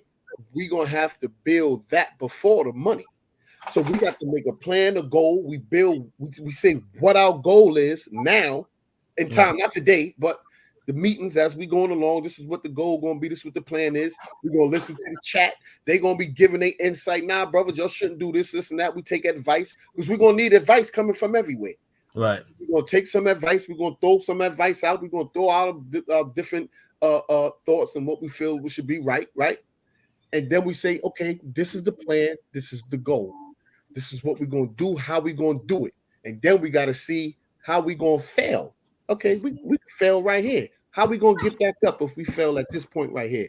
Are we going to do like this? This brother right here is the strength, so you can keep things together. So when I look at y'all on the panel, I look at the brother B-Ville as the older, knowledgeable brother, right? I look at you, big brother, Wavy Dog. You look like the strength, but you look like the loving and the kind and caring to keep things together and keep the peace amongst the brothers. Other brother with the dress, he looked more like a researcher to me. He looked like the type that's into the books, not research and find out what's going on. And the other brother, Jay Prince, you look like the entrepreneur. I mean, you are the entrepreneur, but you seem like the type that's laid back. But hey, if it's going down, let's do it, man. Let's get it together. We work together, man. And I think that we can make that happen, but we just need like-minded brothers and sisters to come along. And we definitely gonna need some sisters. Yeah. Sisters is gonna be the ones that's really gonna keep things afloat. And they gonna watch our back more than a lot of times they gonna watch our women. One thing about women, they watch your back more than I won't necessarily say more than other men, but they watch your back because they see stuff that we typically won't see. Right. And they gonna always guard us. So I agree with that. So when is we gonna plan something and try to get this stuff started? Like you said, we've been doing all the good talk. I don't want this just be another conversation and then it blow off within the next week. I want to put something in because we a lot of us, we got our own platforms, and we can try to put this in action like soon. Right. Yeah. But my thing is this, right? When it comes to us, we just getting to know one another. We really don't know, and we basing everything right now on the surface and on face value. So I believe that everything gonna have to take time. We're gonna have to take it slow. Just like if I was in front of you and we was making a business there, I got to learn who you are, what you're about, in and out, and we got to keep that contact. The contact can't only stay on here. The contact comes to phone calls. It got to come at a time. It's going to come a time where we're going to have to exchange numbers. We have to be able to talk to one another to understand that what we're doing, because everything is not going to be for the YouTube. Yeah. You know what I'm saying? Everything is not going to be for everybody to hear what's going on. Right. Everything ain't for the public. That's right. So there's going to come a time where we're going to have to build. And then when things is in the working, then we could come up on here and say, listen, remember the things that we was talking about and we was building? Okay, we got our first, whatever it is. We got our first, And then people gonna be like, oh shit, that shit really worked. 10 Toes Down, Jay Prince, Kiku, Wavy Dog, and Bville, and them really made that shit happen. Like, yo, because a lot of people ain't gonna believe in that dream, and we gotta believe in it more than anybody else. Yeah. Well, let's prove them wrong. We got to show them. We got to show them the dream came real. Then they gonna start following it. That's a fact. Listen, when them white folks put that money down, they throw that money down and walk off. Man, that white boy that shot up that whole thing and he needed that bread. They threw that bread and went back to eating their food. Man, come on. When they throw money, they throw money. When we throw money in the strip club, when we throw money when we got money, you feel me? Oh, man, you need this? Bro, we got to put that same money into stuff like this. We got to look at it. That's how I look at it with that mind state. Okay, I'm going to just throw this money. But I'm not counting that money. You can't count it. You'll be a fool to count it. Right. Trust it. Well, I ain't throwing no money unless it's in my gas tank. My car. But that's my mindset. You feel me? I feel you. I feel you. But I respect your mindset too. But I ain't gonna lie, I throw money at a strip club and pick that shit right back up. I'll be down in Orlando, man. Next time I come down there, I'm gonna hit you up. Yeah, rock with me, man. I just came from the old today, celebrating my girl's birthday. No. Hey, how can I get in contact with y'all? Like, do y'all got channels or IG or email? Yeah, I got 10's email. All right, so let's do this. Why don't all of us shoot 10 our number, and then 10, if it ain't no problem, we'll just all have a conference call. We'll all give you our number. All got an email? Yeah. We can put it in the chat. Nah, I'm not putting my email in the chat. I'll send my email to 10, and then we just have a group email. My email is right there, right? My email is here. Hold on, let me do it. Okay, my email is here, and y'all just send it to my email. Whatever your email is, just send it to 10 Toes Down email. I'm gonna shoot you one right now. And just say your name, who you are. All right. Use your initial or. Yeah, I'm Kensu. All right. Shoot that to you. I'm about to boogie up out of here. Let me know when y'all all got this information. All right. All right. Let me see. I'm on live. Give me a second.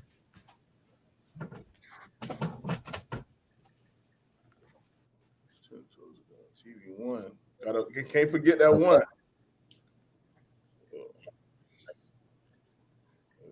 I got it.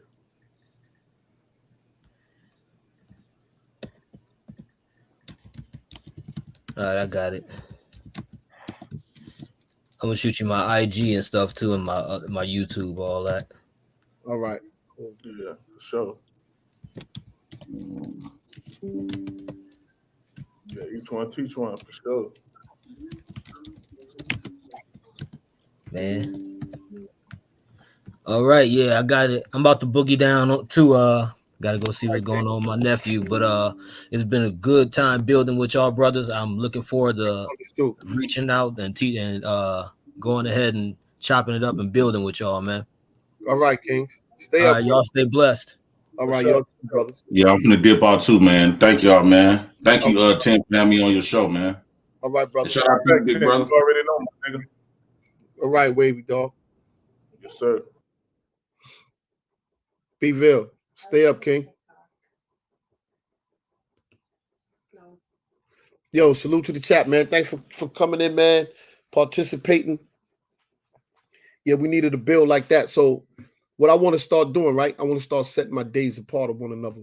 So either Monday or Tuesday, I want to start that day where we just doing that build. So whoever want to come in, y'all can come in on that build.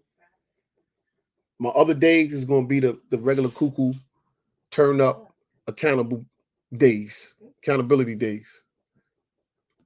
So once I get everything established with these brothers and we make our day where we're going to be beating up and the days that we can't meet, or if I can't make it, I can open it up and share my channel. They can go up there and do what they got to do. But we definitely got to come and start somewhere, man. Everybody talking is talk. I be hating that shit. Let's start.